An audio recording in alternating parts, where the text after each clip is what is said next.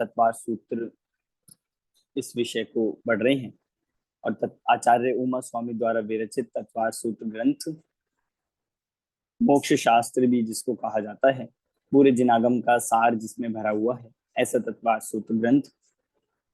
इस तत्वार सूत्र ग्रंथ का 9वां अध्याय, जिसमें संबर और निर्जरा का वर्णन किया गया है, वह प्रकरण हम यहाँ से देख रहे हैं। संबर और निर्जरा के प्रकरण को, जिसमें संबर के कारण और निर्जरा के कारण इनका विस्तार चल रहा है। निर्जरा के कारण में तप बताए, और तप के दो भेद, अंतरंग और बहिरंग, जिसमें अंतरंग तप में ध्यान नाम का जो तप है, वह विषय अपना यहाँ पर चल रहा है। पेज नंबर हमने सूत्र 36 तक देख लिया था। आज अपना ये 9वां अध्याय और 10वां भी होगा तो कंप्लीट करेंगे। 37 नंबर के सूत्र से हमें आज ये पढ़ना है। धर्म ध्यान तक विषय हो गया था कि जो 4 प्रकार के ध्यान होते हैं, आर्त ध्यान, रौद्र ध्यान, धर्म ध्यान, शुक्ल ध्यान। आर्त ध्यान और रौद्र ध्यान दोनों पाप रूप है, संसार मार्ग है, संसार के कारण है। और जो धर्म ध्यान और शुक्ल ध्यान है, ये दोनों मोक्ष के कारण हैं। आर्त ध्यान में ये बताया था कि कोई इष्ट का वियोग, अनिष्ट का संयोग, पीड़ा हो या कोई निदान रूप चिंतन हो, उसे आर्त ध्यान कहा। रौद्र ध्यान में ये बताया कि हिंसा करके आनंद मानना, खुश होना, मजा मानना, चोरी करके, झूठ बोल के, कुशील आदि करके, कुशील तो भेद में गर्वित है ही, पर परिग्रह में आनंद मानना, इस चार प्रकार से यहाँ पर ये रौद्र ध्यान लिया।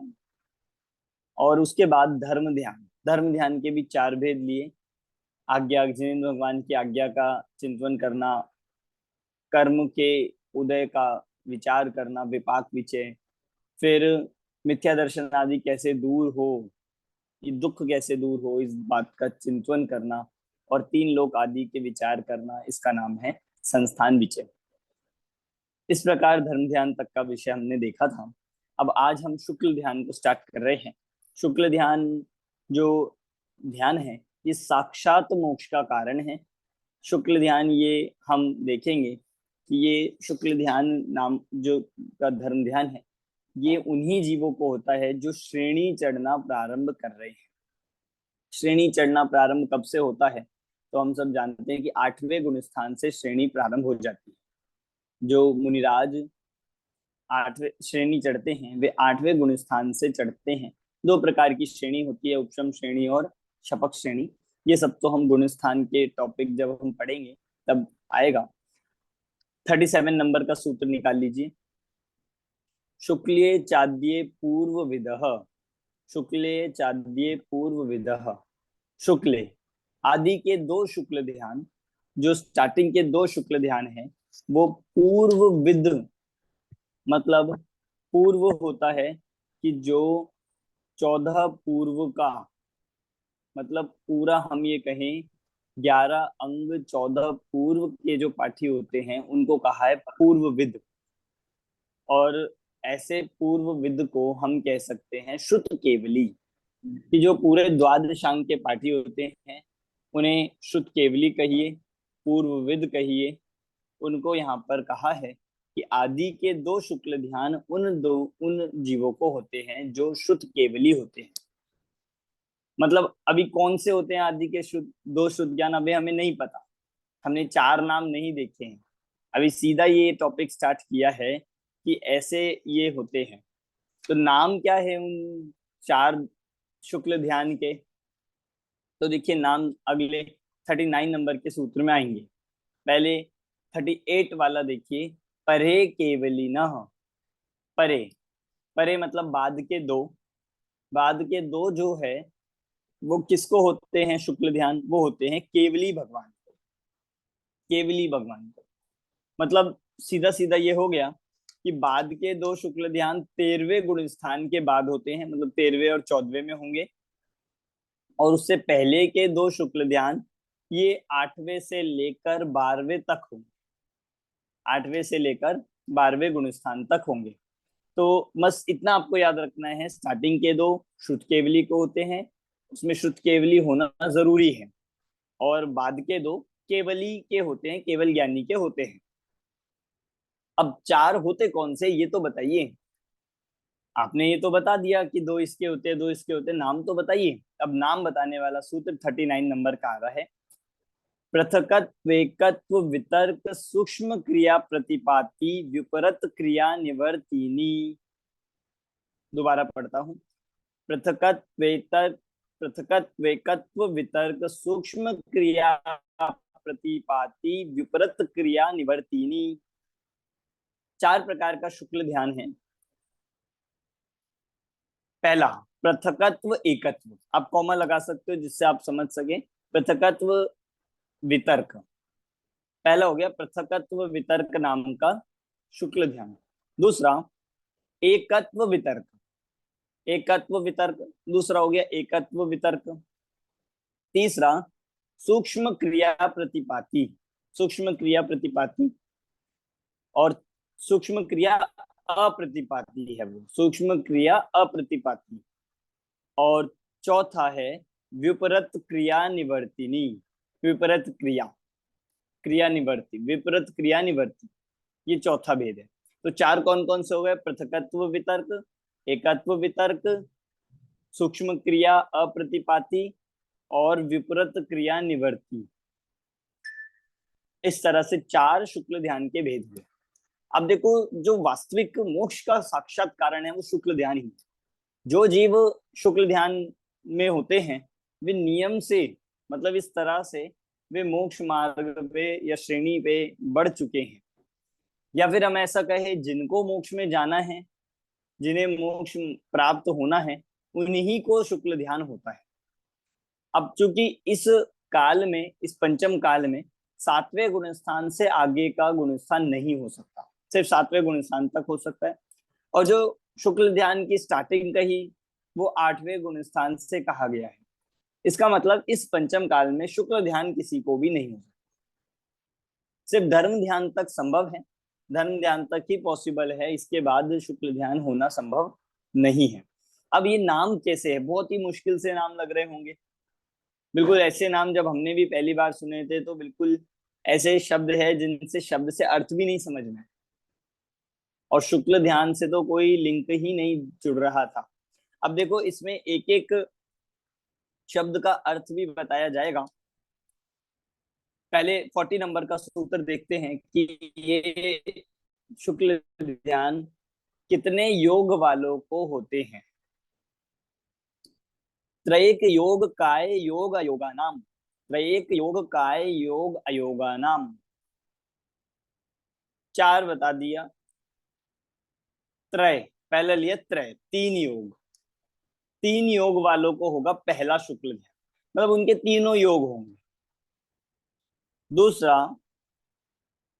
एक योग, दूसरा है एक योग वाले को, जो दूसरा शुक्ल ध्यान है वो एक योग वाले को होगा, मतलब ऐसा कि जिनके मन और वचन, ये में से, मन वचन काय में से तीनों में से कोई भी एक योग हो।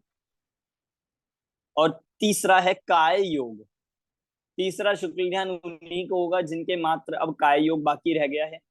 और चौथा है अयोगा नाम, अयोगा नाम मतलब जो योग से रहित हो गए हैं, मतलब अयोग केवली, जो अयोग केवली है उनको अयोग कहा है, और उनके ये चौथा शुक्ल ध्यान होता है। तो चारों में आप ऐसा नोट कर सकते हैं, पहला तीन योग वाले को, दूसरा तीनों में से कोई एक योग वाले को, तीसरा मात्र काय योग वाले को, और चौथा अयोग केवली के होता है। सही है। इन इन चीजों से भी हम थोड़ा आइडेंटिफाई कर सकते हैं कि कौन से गुण स्थान में कौन सा शुक्ल ध्यान होगा। जैसे चौथा है अयोग के होगा, तो अयोग केवली का गुण स्थान कौन सा है? कि 14 नंबर का, 14 नंबर का, तो उसी के होगा। फिर काय योग, काय योग जो है सिर्फ वह काय योग, मतलब सिर्फ 13वें गुण स्थान के अंत में काय योग मात्र बाकी रह जाता है, तो वहां 13वें गुण स्थान के अंत के समय में ये तीसरा शुक्ल ध्यान होता है। और जो एक योग कहा, कोई भी एक योग, ये 12वें गुण स्थान में बनती है, तो 12वें गुण स्थान में होगा दूसरे नंबर का शुक्ल ध्यान।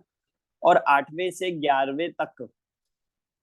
11वें तक ये पहले नंबर का शुक्ल ध्यान होता है। चलिए आगे चलते हैं। 41 नंबर का सूत्र, एक आश्रय सवितर्क विचारे पूर्वे। एक आश्रय सवितर्क विचारे पूर्वे। देखिए, एक आश्रय यहाँ कह रहे हैं पूर्वे मतलब पहले के दो, पहले के जो दो शुक्ल ध्यान हैं उनके लिए क्या कहा, वो एक आश्रय वाले को होता है।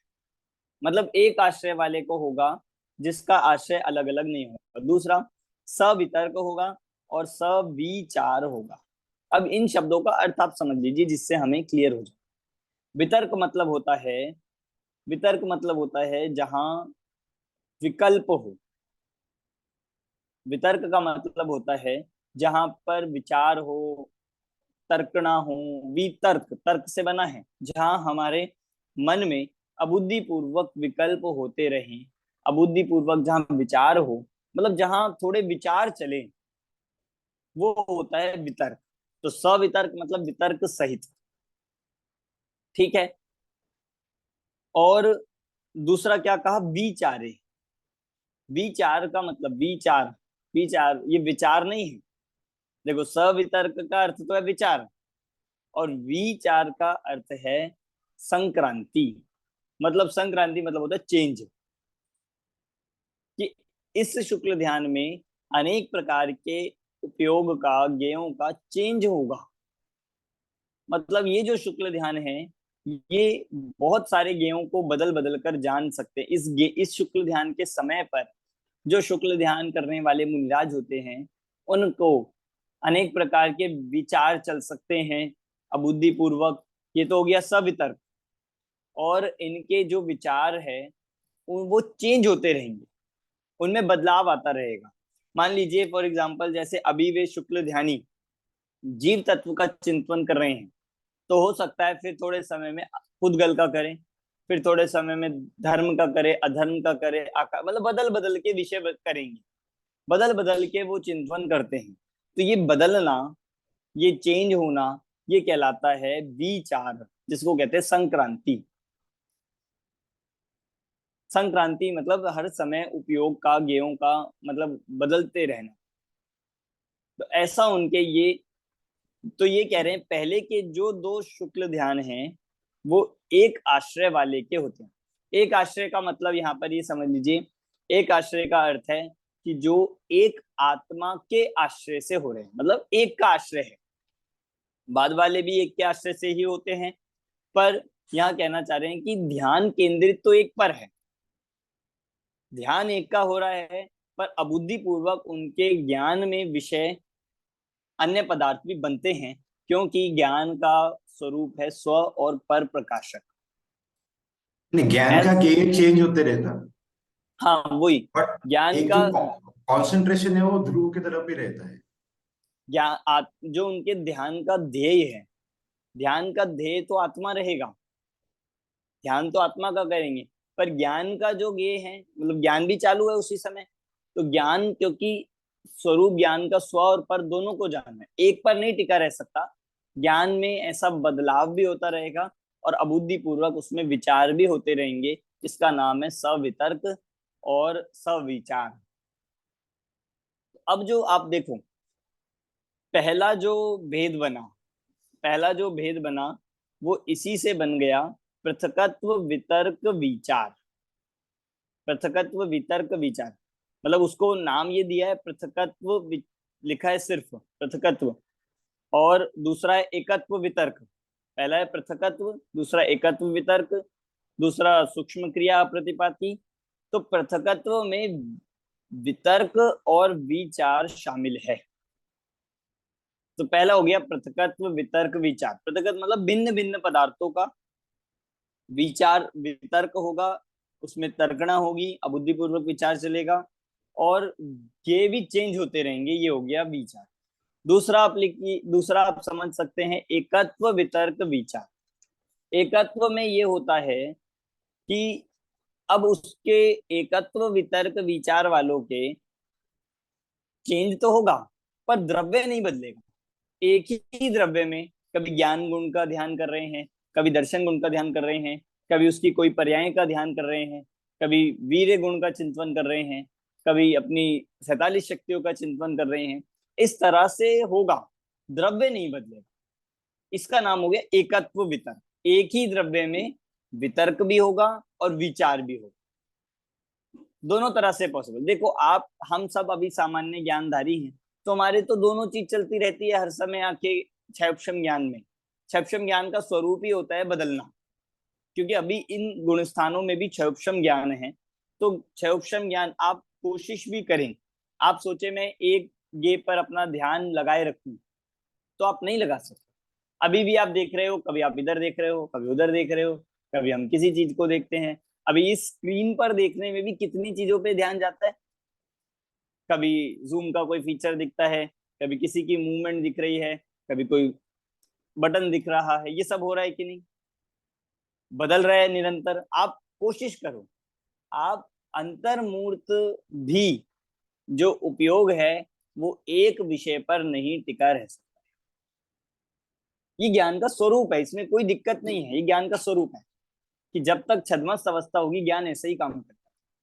तो जब ध्यान चलता है तो भी यही काम होगा, ध्यान के समय भी ज्ञान चालू है, तो ज्ञान तो अपना कार्य करता रहेगा। बस एक आत्मा को फोकस लेकर, एक आत्मा को केंद्रित कर कर, ये हो गया ध्यान।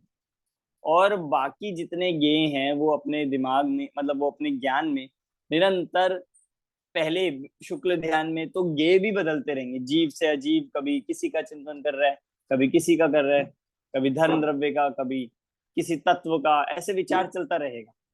ये हो गया। पर दूसरे शुक्ल ध्यान में एक ही द्रव्य का चिंतन होगा, एक ही द्रव्य का चिंतन होगा, द्रव्य नहीं बदलेगा, एक ही द्रव्य के गुण पर्याय इनमें चेंजेस करता रहे। चेंज तो है यहाँ, क्योंकि इसमें भी लगा है विचार, तो ये लगा दिया कि एक आश्रय सवितर्क विचारे पूर्वे, कि पहले के दो शुक्ल ध्यान सवितर्क भी है और सविचार भी। मतलब अगर आपने नाम लिखा है पृथकत्व, तो पृथकत्व में आप ऐड कर लो वितर्क भी और सविचार भी। तो पहले शुक्ल ध्यान का पूरा नाम हो गया पृथकत्व वितर्क विचार। समझ आ रहा है? दूसरे शुक्ल ध्यान का पूरा नाम हो गया एकत्व वितर्क विचार। विचार कहो, सविचार कहो, एक ही बात है।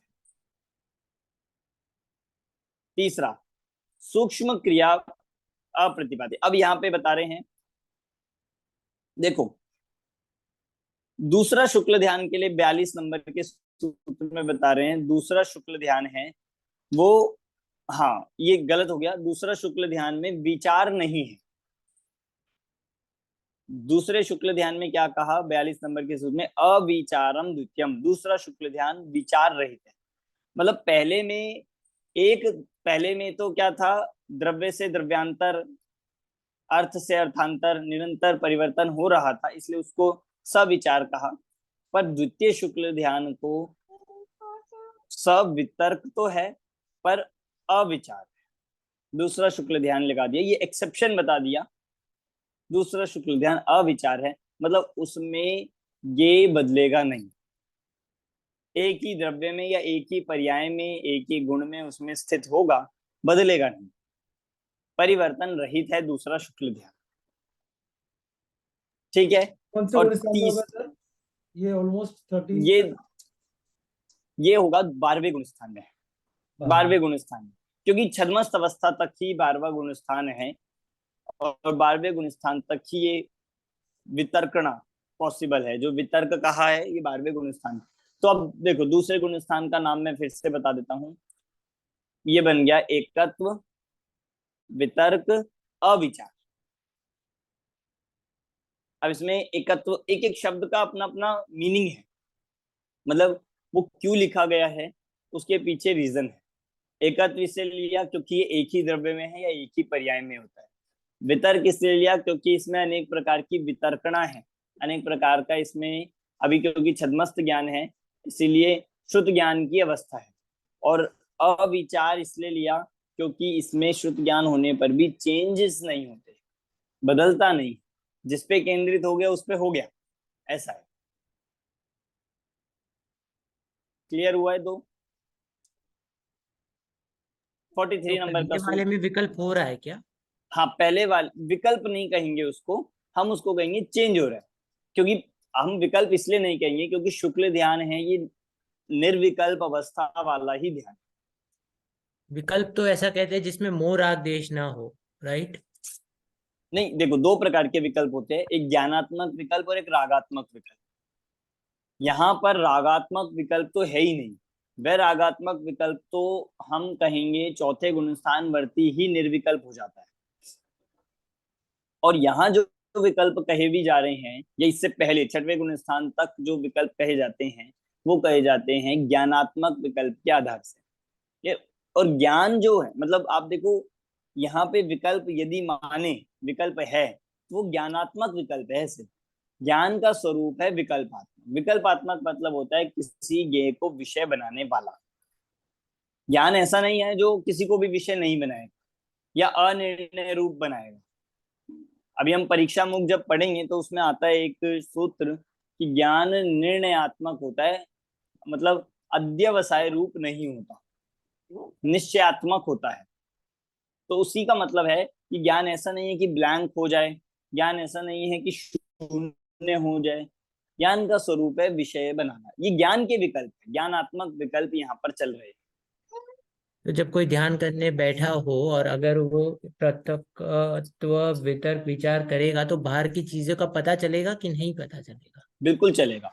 इसी से ये कहा जाता है, मतलब देखो चल भी सकते हैं नहीं भी। अगर बाहर बहुत ऐसी चीजें हो रही है जो आपसे संबंधित है तो चलेगा, और नहीं है तो संबंधित नहीं है, कुछ इधर उधर कुछ भी हो रहा है तो नहीं चलेगा। दूसरी बात, सिर्फ बाहर के लिए नहीं है, हो सकता है बाहर का तो ना पता चले पर अपने ध्यान में ही वो अपने, मतलब मान लीजिए 12 भावनाओं का चिंतन है, मान लीजिए वो लोक का चिंतन कर रहे हैं, धर्म अधर्म आकाश काल आदि इनका चिंतन हो रहा है, तो ये भी अन्य पदार्थ ही है। जीव की अपेक्षा से, जीव की अपेक्षा से इन अन्य पदार्थों का चिंतन उनको हो सकता है और ध्यान बराबर रहेगा, ध्यान खंडित नहीं हो। लेकिन ये तो बुद्धिपूर्वक ही हो ऐसे रहा है, उनके बिकॉज बुद्धिपूर्वक नहीं हो रहा है तो चेंज नहीं, कैसे हो? इसको इसको इसको यही कहा जाएगा कि ये बुद्धिपूर्वक नहीं है, ये बुद्धिपूर्वक नहीं होगा। बुद्धिपूर्वक यदि होगा तो फिर वो गुणस्थान नीचे आता है, मतलब जो ये सातवें से आगे के गुणस्थान है ये सब निर्विकल्प अवस्था के गुणस्थान है। यहाँ जो ज्ञान में भी चेंजेस हो रहे हैं वो अपने कंट्रोल से नहीं है, वो सहज होते जा रहे हैं। और सहज होने पर भी ये जो शुक्ल ध्यानी है इनको तक होते हैं, मतलब शुक्ल ध्यान होने पर भी ऐसे चेंजेस हैं, पर वो जो ज्ञान का विषय है वो एक दायरे में रहता है। क्योंकि देखो अब जब इनको कहा कि ये दोनों शुद्ध ज्ञानी होते हैं तो शुद्ध ज्ञान का चिंतन चलता रहेगा। और द्वादशांग कितना बड़ा है, द्वादशांग का कोई भी विषय विचार कर रहे हैं, चिंतन कर रहे हैं, चलता रहता है। इसी कारण से ये जो हम द्रव्यलिंगी मुनिराज का भी कहते हैं कि 11 अंग 9 पूर्व का ज्ञान है, और हम इनको कह रहे हैं कि 11 अंग 14 पूर्व का ज्ञान है। तो यहाँ उसी में आप ये समझिए कि पूरा ज्ञान भावलिंगी इनको ही होता है और उसके विषय बहुत है, उसमें विस्तार बहुत है। किसी भी विषय का अध्ययन कर रहे हैं, चिंतन कर रहे हैं और चिंतन किया, उसका ध्यान हुआ, फिर वापस मान लीजिए नीचे गुणस्थान में आए, नीचे गुण स्थानों में आ रहे, अगर उपशम श्रेणी हो तो फिर वापस आके उसके ग्रंथों की रचना कर दी। ऐसा होता है, मतलब जो शुद्ध ज्ञान में जो इतने विषय आए उनका विस्तार से आके ही आचार्यों ने यहाँ पर ये इतने द्वादशांग आदि के मतलब ग्रंथों की रचना कर दी। तो इस तरह से ये सब ऐसा अबुद्धि पूर्वक चलता है, इसमें कोई तो बाधा नहीं है। अमन जी, इसमें मैक्सिमम टाइम कितना होगा? और सेकंड थिंग, मतलब जैसे पहला हुआ, जैसे पृथकत्व वितर्क विचार हुआ और वो इमीडिएटली उसको चेंज होके ज्यादा ध्यान लगा तब जाके एकत्व वितर्क का विचार हो जाएगा? हाँ, हो जाएगा। ओके।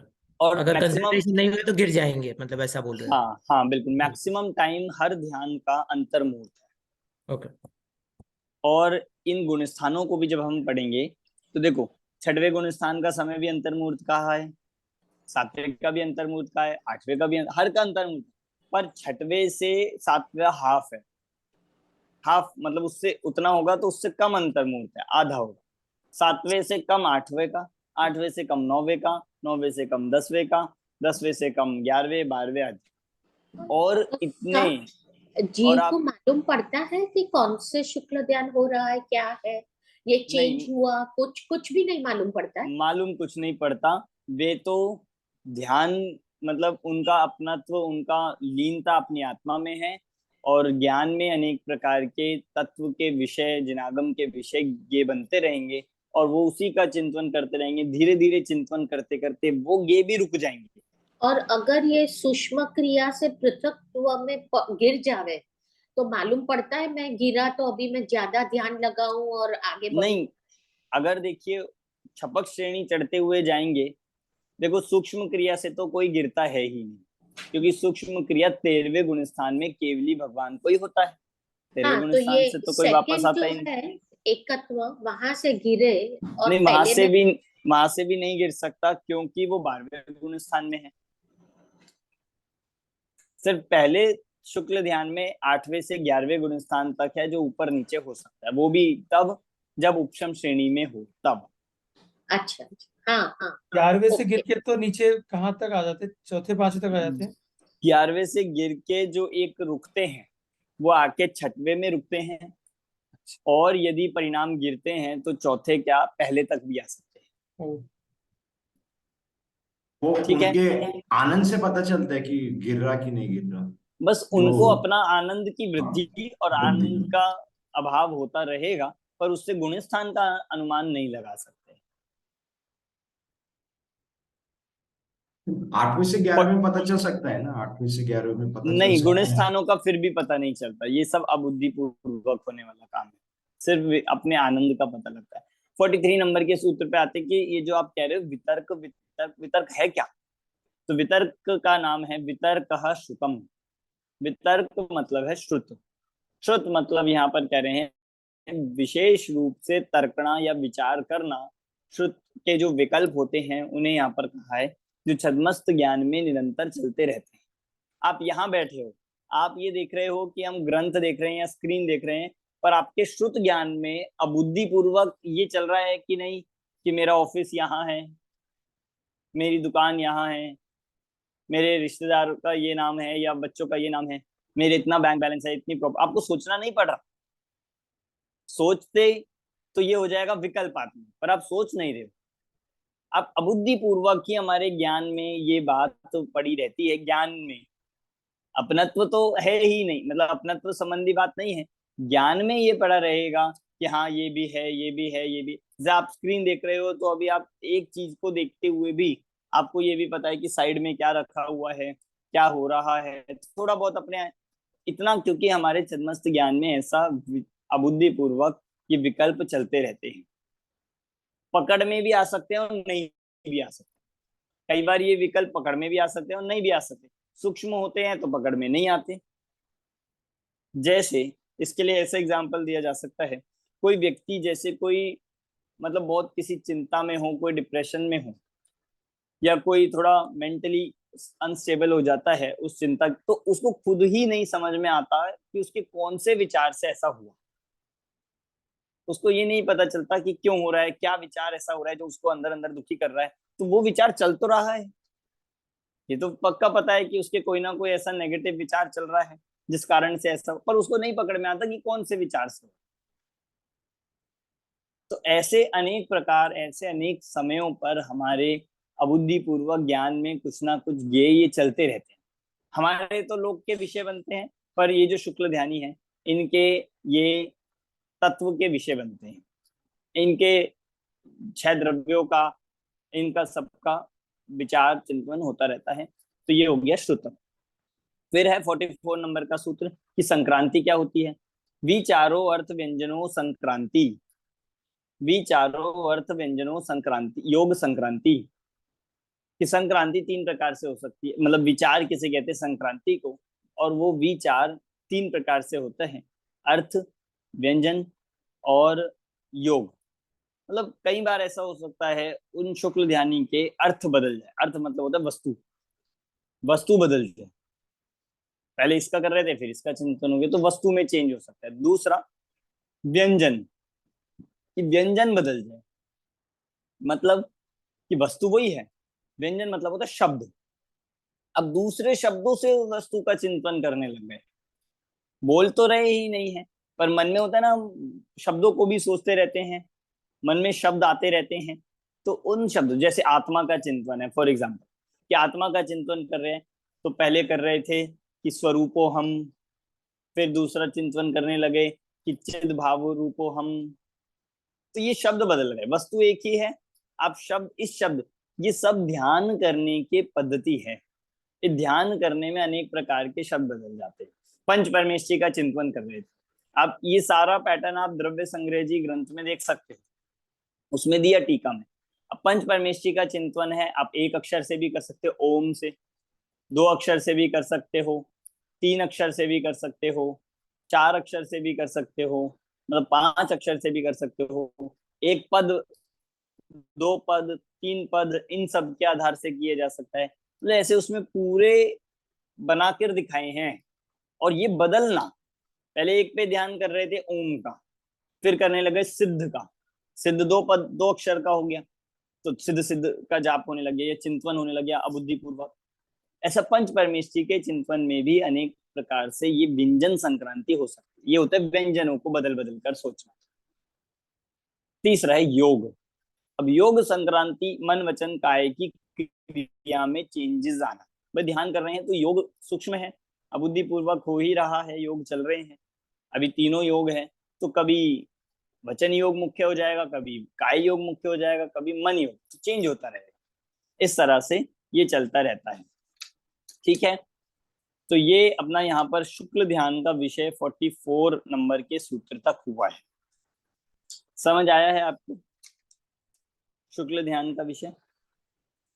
कोई डाउट है किसी को?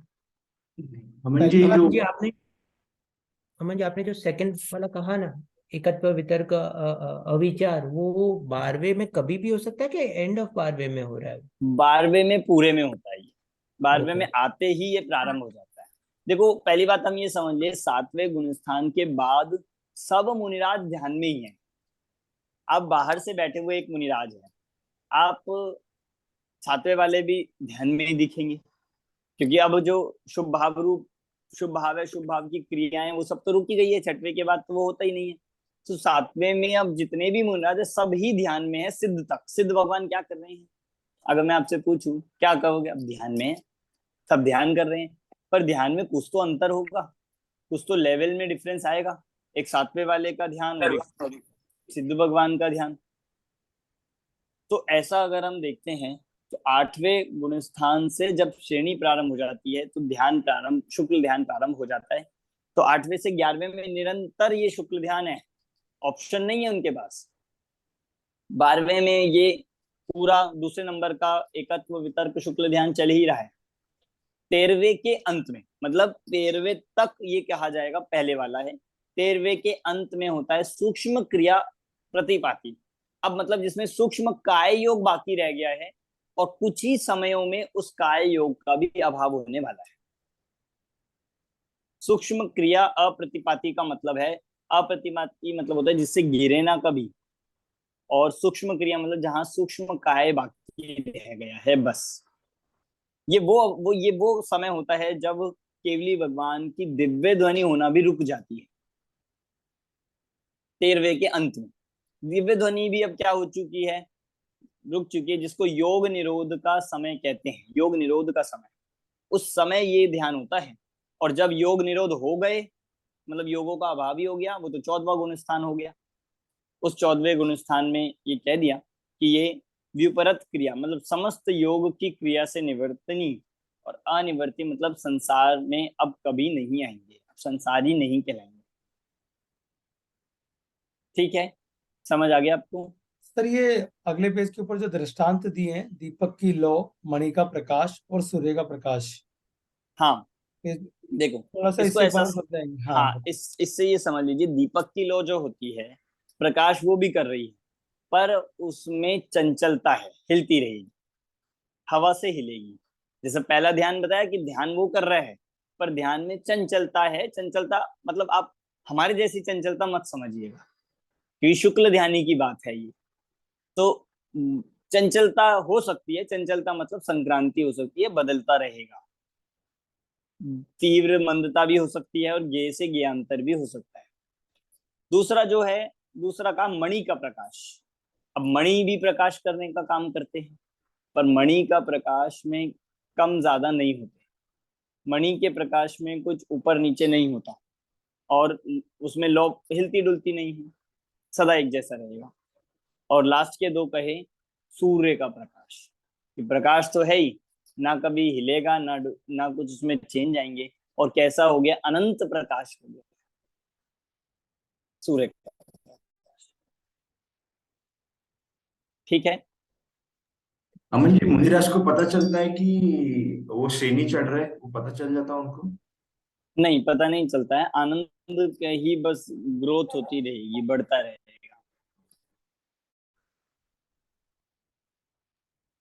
पर सर केवल ठीक है, ज्ञान प्रकट आगे होता है चलते उसका हैं तो हम। पता पड़ता हो एक सरी, जैसे हाँ वो 13वें स्थान पे पहुंच गए, मतलब 8वें स्थान पे बैठे, वो ध्यान लगाया उनको, और वो तो अंदर तो पता ही नहीं पड़ेगा, एक अंतर मुहूर्त में वो पहुंच सकते हैं, 8वें से 12वें में 13वें में पहुंच सकते हैं।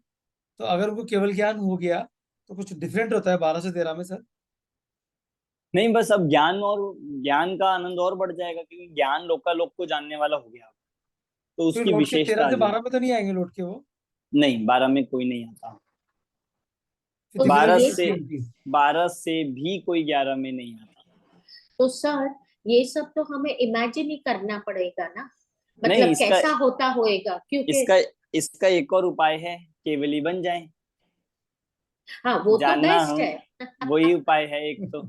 और दूसरा, बाकी जो केवली भगवान की इसमें वाणी में आया है, उसको हम ऐसे श्रद्धा करके जान सकते हैं। और फिर उनकी हाँ तो सर वो ध्वनि खिरती है ना सर, ये अगर उनकी लगती है, बाकी हाँ, तो जो जो 13 में तीर्थंकर जाने की है, बात थी। जो तीर्थंकर है उनका समोषण कीर्ता है, जो अन्य है उनका किसी के गंध कुटी आदि लगती है, और कुछ सामान्य केवली होते हैं सिर्फ अपने ध्यान में लीन है, केवल ज्ञान प्राप्त हुआ है और वे उसी से मोक्ष प्राप्त करते हैं। पर सर अमन जी, देवताओं को भी पता लगता है कि नहीं लगता? सॉरी क्वेश्चन आ रहे, देवताओं को पता लगता है कि इनको केवल ज्ञान हो गया है? हाँ, वो तो क्योंकि जब केवल ज्ञान कल्याणक होता है, तो स्वर्गों में भी उसके वो होता है, स्वर्गों में तक वो इंद्र का आसन कंपायमान होता है, और देव अपने अवधि ज्ञान से जान लेते हैं, तो उसका महोत्सव मनाने आते हैं। बट वो तीर्थंकर के केस में ठीक है, बट जो नॉर्मल सामान्य केवली होती है उनके केस में वैसा होता है? नॉर्मल केस में जो जिनकी मतलब ऐसा कोई कथन तो नहीं मिलता है, उनका पता लग भी सकता है और नहीं भी, तीर्थंकर के में। और मुझे जितना लगता है कि वो पता लगता ही होगा, क्योंकि चाहे दिव्य ध्वनि नहीं खीरी, मतलब तीर्थंकर नहीं है, पर फिर भी वो सामान्य पुरुष नहीं है। इस पूरे उसमें किसी को केवल ज्ञान होगा, तो देवताओं को पता चल ही जाता है, जो धर्म बुद्धि के धारक होते हैं वे अपने अवधि ज्ञान से जान ही लेते हैं। वर्तमान युग में बहुत ही कथा है, उसमें ऐसा आता है कि मुनिराज ध्यान में बैठे हैं और उनका मतलब वो जब केवली मतलब उनका जब वो ज्ञान हो गया, मतलब ध्यान इतना लग गया, तो तभी के तभी मतलब इंद्र या मतलब देवों को पता हाँ चल जाता। हाँ, और बहुत सारे सामान्य मुनिराजों के लिए भी आपको मिल जाएगा। अमन जी, यहाँ पे आपने कहा कि उनको अपने आनंद से पता चलेगा, तो आनंद जो है जो सिद्ध परमेष्टि का है और उसमें और केवली भगवंत का है, उसमें कैसे डिफरेंस होगा? यहाँ तो अनंत ज्ञान ही मतलब अनंत सुख ही कह दिया अपन ने पहले में ही। देखो, थोड़ा सा अंतर इसमें ऐसे ही बताया जाता है कि जो केवली है, जब अरिहंत अवस्था है, तो वहां के आनंद को कहा गया है अनंत, अनंत सुख। और सिद्ध के कहा गया है अव्याबाध सुख। सिर्फ शब्द में भेद है, और हम ये कह सकते हैं उसकी मात्रा और बढ़ जाएगी सिद्ध होने पर। क्वालिटी तो वही है, क्वालिटी तो वही कहा जाता है कि चौथे वाले को भी वैसा ही आत्मा का आनंद आता है और सिद्धों को भी आता है, पर उसकी क्वांटिटी बढ़ती चली जाती है जैसे जैसे गुणस्थान बढ़ता है, और क्वालिटी मतलब क्वांटिटी से ही डिफरेंस उसमें समझ में आएगा। ठीक है, चलते हैं हम 45 नंबर के सूत्र जी, पर। और एक क्वेश्चन है, सॉरी। हाँ जी, हाँ। जो सहनन है वो तीनों में सेम है, लास्ट के तीन में? लास्ट के तीनों में मतलब मतलब एकत्व वितर्क अविचार से लेके सूक्ष्म क्रिया से विपरीत क्रिया निवृत्ति में, तीनों में हाँ हाँ सहनन। हाँ, मतलब ये उत्कृष्ट सैनन पे होगा, उत्तम सैनन जिसे कहा है। उत्तम में भी मतलब जो उत्कृष्ट 3 है, उसमें भी जो उत्तम है वज्र ऋषभ नाराज सबसे टॉप ओके, का, ठीक जो है। तद्भव मोक्षगामी को ही होता है। आप इससे लगा सकते हो, क्योंकि जो 12वें गुण स्थान में आ गया वो तद्भव मोक्षगामी हो गई। राइट। यानी जिसको ये सहनन है वो नियम से मोक्ष जाएगा उसी भाव से, ऐसा हाँ, ये नहीं। सैनन तद्भव मोक्षगामियों को ही ये सैनन होता है। लेकिन ये सहनन तभी के तभी होगा ऐसा जरूरी थोड़ी है, राइट? नहीं, ये तो जन्म से होता है। राइट राइट राइट, मैं वही बोल रहा हूँ। ठीक है, 1 मिनट बस हो।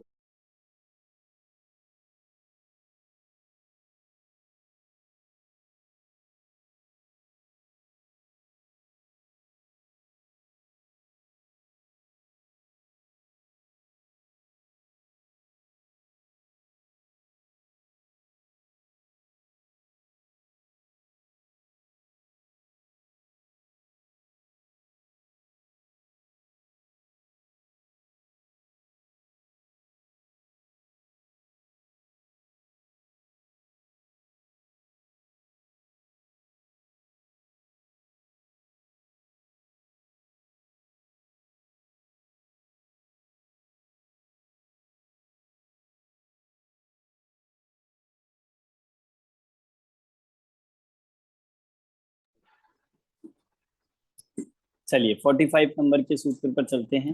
अब ये जो सूत्र है, यहाँ 3 सूत्र अब इस अधिकार में रह गए हैं। ये सूत्र बता रहा है कि असंख्य, हाँ जी, एक क्वेश्चन बस, उसके बाद चलते हैं। जो ये अभी वज्र ऋषभ नाराज सहनन के बारे में एक क्वेश्चन आया, तद्भव मोक्ष गामी, तो ये वज्र ऋषभ नाराज सहनन मोक्ष जाने के लिए मैंडेटरी है कि ऐसी ही संगनन है तो ही मोक्ष जाएगा, या सामान्य संगनन से भी मोक्ष जा सकते हैं? नहीं, ये मैंडेटरी है। तो जो जीव मोक्ष गए हैं वो सब इसी संगनन से गए हैं, ऐसा मानिए। हाँ हाँ, थैंक यू। चलिए 45 नंबर का सूत्र, असंख्यात गुणी निर्जरा। असंख्यात गुणी निर्जरा जो होती है, उस असंख्यात गुणी निर्जरा का क्रम क्या है, किसको किससे गुणी गुणी होती जाएगी। गुणी मतलब मल्टीप्लाई, असंख्यात गुणी मल्टीप्लाई किसको किससे होगी, ऐसे 10 स्थान बताए गए हैं। हम ये देखेंगे, सूत्र पढ़ता हूं। सम्यक दृष्टि श्रावक वीरतानंत वियोजक दर्शन मोह शपक उपशमक उपशांत मोह शपक क्षीण मोह जिनाह क्रमशो संख्येय गुण निर्जराः। दोबारा पढ़ता हूं।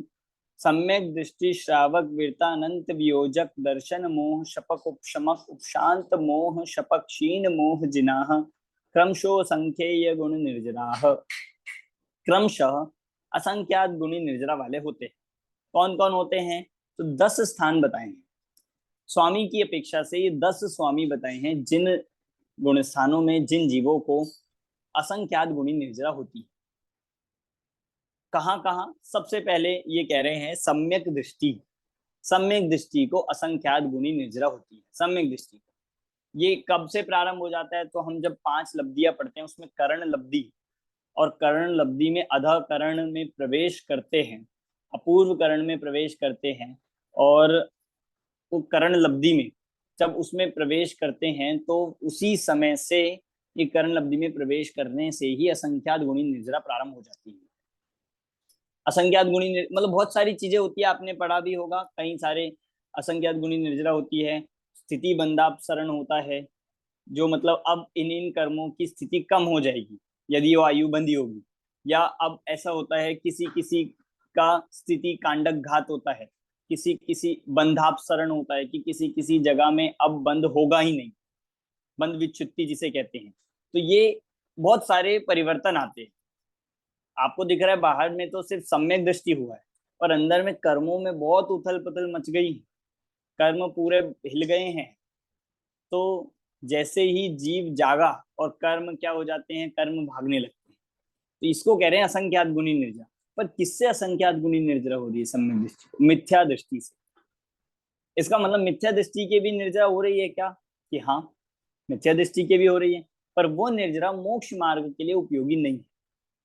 उससे असंख्यात गुणी निर्जरा यहाँ कह रहे हैं, और यहाँ उसको कह दिया कि जो ऐसे असंख्यात, मतलब मिथ्या दृष्टि में भी कह दिया प्रथमोपशम सम्यक के पहले करण लब्धि में, मतलब जब तक सम्यक नहीं हुआ और सम्यक प्राप्त करने के मार्ग पर लग गया है, उस वाले मिथ्या दृष्टि की बात है।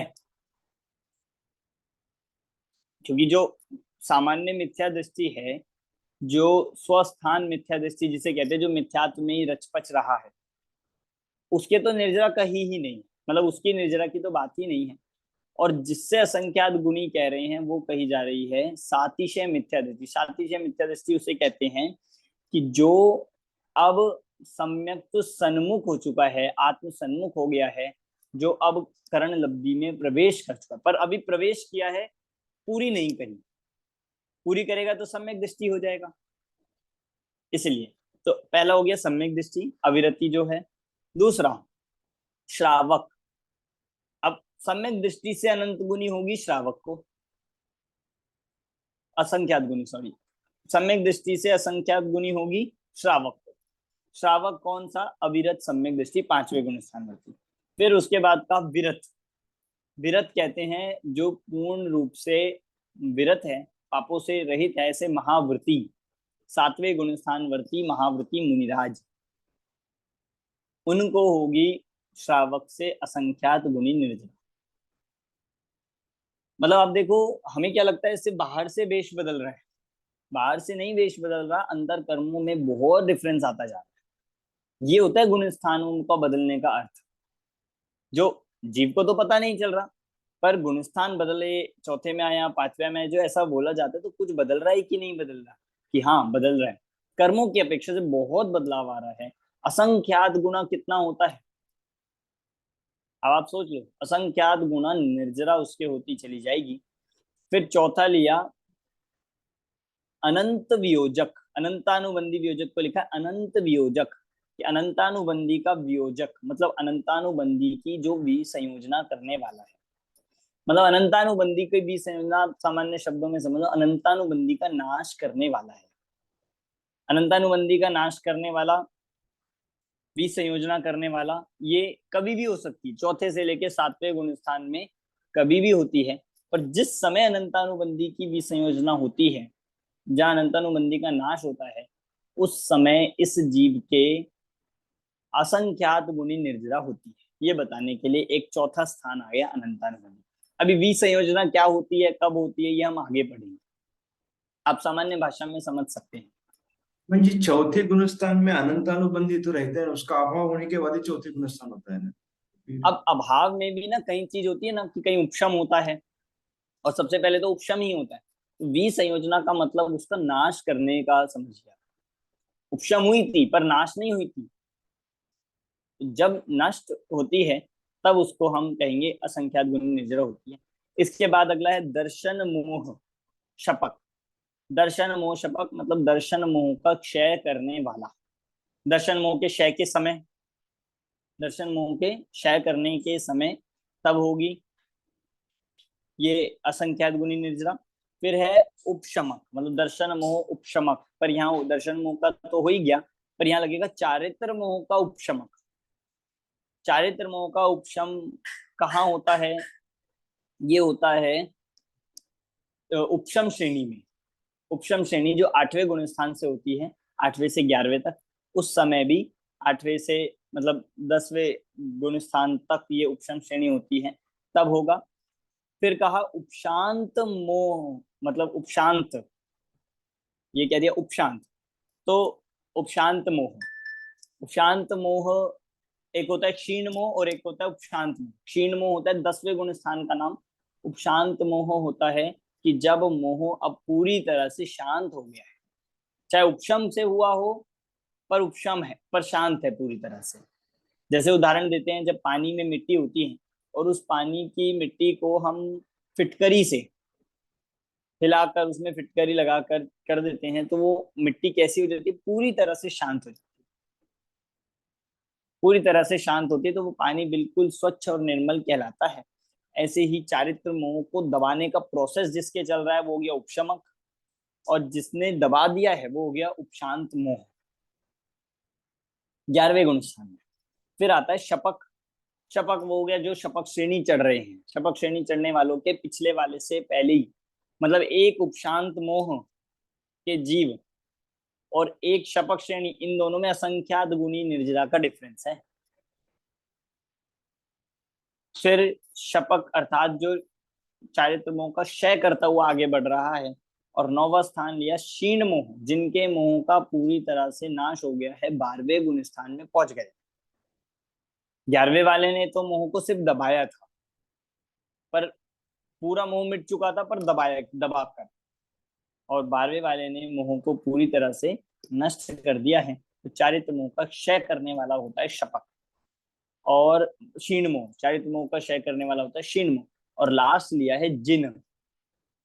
जिन मतलब अरिहंत परमेश जी, जिन्होंने 4 घाती कर्मों का नाश कर दिया है। उनके क्षीण मोह वाले जीव से असंख्यात गुणी निर्जरा होती रहती है। तो ऐसा ये निर्जरा का ये बताया गया है। 10 स्थान ये असंख्य गुणी निर्जरा के बताए जाते हैं। ठीक है, 10 स्थान हमें नाम याद करने हैं, 10 का वो समझना है कौन सा कब होता है। अमन जी, इससे क्या ये पता चलता है कि सेकंड और थर्ड में आपकी निर्जरा नहीं हो रही है, मतलब जो बीच में ही है वो गुणसान, बट हाँ, उसमें नहीं। निर्जरा नहीं है। हम्म, पहले दूसरे तीसरे में निर्जरा नहीं है। ठीक है। ठीक। हाँ, भैया एक चीज इसमें ये लिखा है, जो टेबल बनी टेबल में लिखा है, सामान्य से सबका अंतर मुहूर्त काल होने पर भी आगे आगे संख्यात गुणाहीन काल है। ये संख्यात हाँ, गुणाहीन काल किस अपेक्षा से है? ये मैंने जो अभी बताया था कि इन सब गुण स्थानों का काल अंतर मुहूर्त है 7वें से आगे। पर पहले 7वें का अंतर मुहूर्त 8वें के अंतर मुहूर्त से बहुत कम है, जिसे कह दिए संख्यात, मतलब संख्यात गुणाहीन हो गया है। हम उसको हाफ कह दीजिए, और कई गुना हो सकता है हीन। फिर 8वें से 9वें का, 9वें से 10वें का, 10वें से 11वें का, 11वें से 12वें का, 12वें से 13वें का, सबका काल कैसा है? कम कम कम कम है। और कहा जाएगा सब अंतर्मुहूर्त, क्योंकि अंतर्मुहूर्त भी तो असंख्यात प्रकार का है। Thank you. ये बताया। चलिए 46 नंबर के सूत्र पे चलते हैं। कुलाक बकुश कुशील निर्ग्रंथ स्नातका निर्ग्रंथाः। कुलाक बकुश कुशील निर्ग्रंथ स्नातका निर्ग्रंथाः। अब देखो यहाँ पर अब बता रहे हैं, ये थोड़ा टॉपिक बदल गया है, आउट ऑफ टॉपिक है, पर ये जानने के लिए हमारे लिए बहुत जरूरी है। 5 प्रकार के निर्ग्रंथ बताए हैं, 5 प्रकार के मुनि बताए, 5 प्रकार के मुनियों के भेद बताए हैं। एक कुलाक, बकुश, कुशील, निर्ग्रंथ और स्नातक। मतलब निर्ग्रंथ के भेद है, उसमें भी एक भेद है निर्ग्रंथ। तो कुलाक, बकुश, कुशील, निर्ग्रंथ और स्नातक, ये 5 भेद यहाँ पर बताए जा रहे हैं मुनिराज के। पर कौन से मुनिराज होते हैं ये वे मुनिराज हैं कि जो किसी ना किसी रूप में किन्हीं के द्वारा दोष लग जाते हैं। इस तरह से 5 प्रकार के ये मुनिराज हो सकते हैं, और मतलब दोष वाले भी और निर्दोष भी, सब आ गए इसमें। मतलब किस किस कैटेगरी के मुनिराज हो सकते हैं। और सबसे बड़ी बात, ध्यान देने वाली बात ये है कि सारे ही मुनिराज भावलिंगी होते हैं। सारे के सारे मुनिराज, कोई अंतर नहीं आता उनके भावलिंग में। भावलिंग बिल्कुल जो का त्यों बना रहेगा। और पुलाक में जा सकते हैं, बकुश हो सकते हैं, कुशील हो सकते हैं, निर्ग्रंथ स्नातक हो सकते हैं। अब इनका थोड़ा सा स्वरूप देख लेते हैं हम, क्या होते हैं पुलाक, बकुश आदि। अब देखो, अगला सूत्र पहले दे दिया 47 नंबर का। संयम श्रुत प्रतिसेवना तीर्थ लिंग लेश्यो पाद स्थान विकल्पतः साध्याः। संयम श्रुत प्रतिसेवना तीर्थ लिंग लेश्या उपपाद स्थान विकल्पतः साध्या। अब ये बता रहे हैं यहाँ पर 8 प्रकार के पॉइंट्स, मतलब ये समझ लीजिए 8 प्रकार की इनका पॉइंट ऑफ डिफरेंसेस बता रहे हैं कि जिन 8 पॉइंट से हमें इन सब में अंतर देखना चाहिए, इन 8 बिंदुओं से इन सबका स्वरूप समझना चाहिए।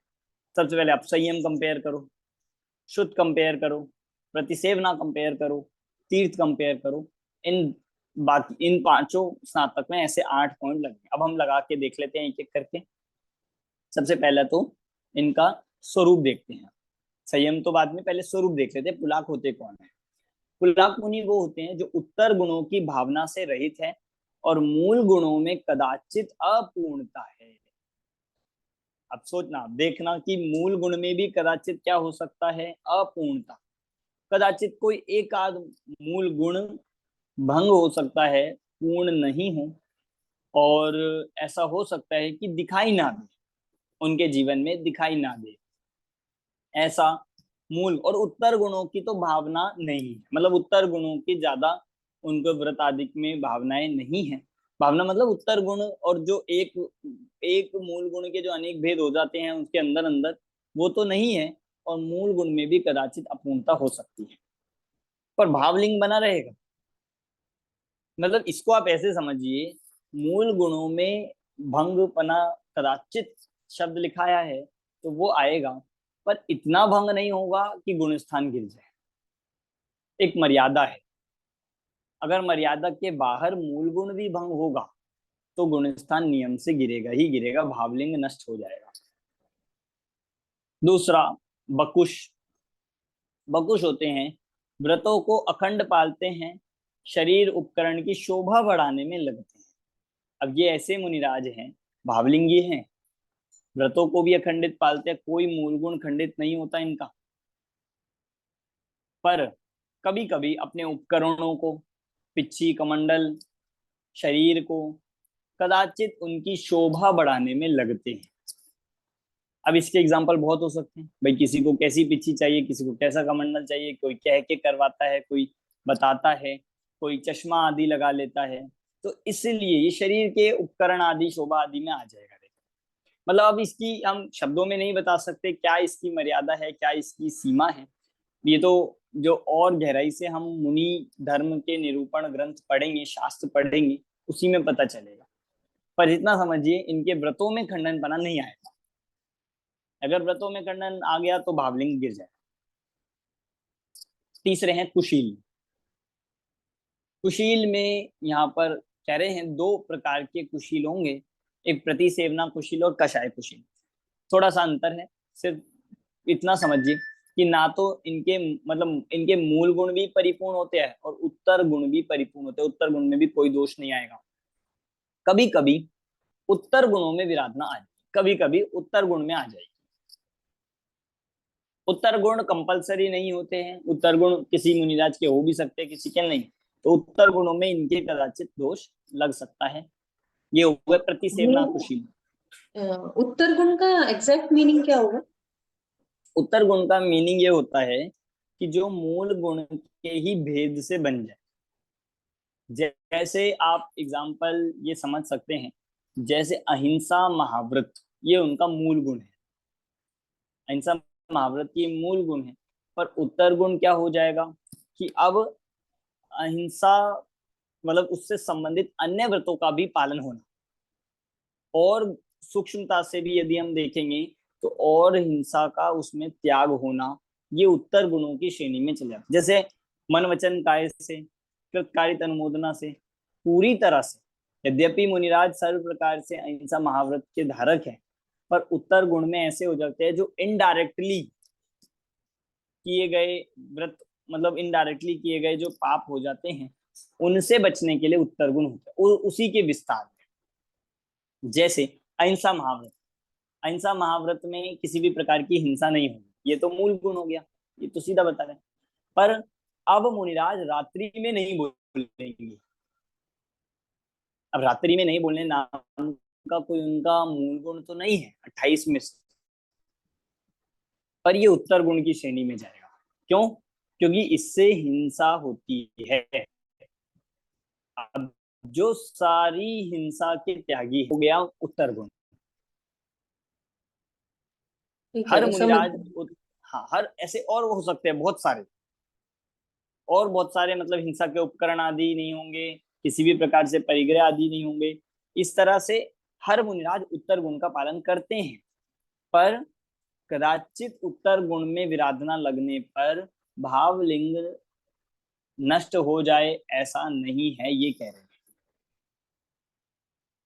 वो एक कैटेगरी में जा सकते हैं, पर एक महत्वपूर्ण शब्द बार बार आप देखना लगा हुआ है, वो है कदाचित। कदाचित शब्द ही अपने आप में बहुत मार्मिक है। वो हैबिट नहीं बना, कदाचित है, कभी कभार, बहुत रेयर तो भंग होंगे वो गुण।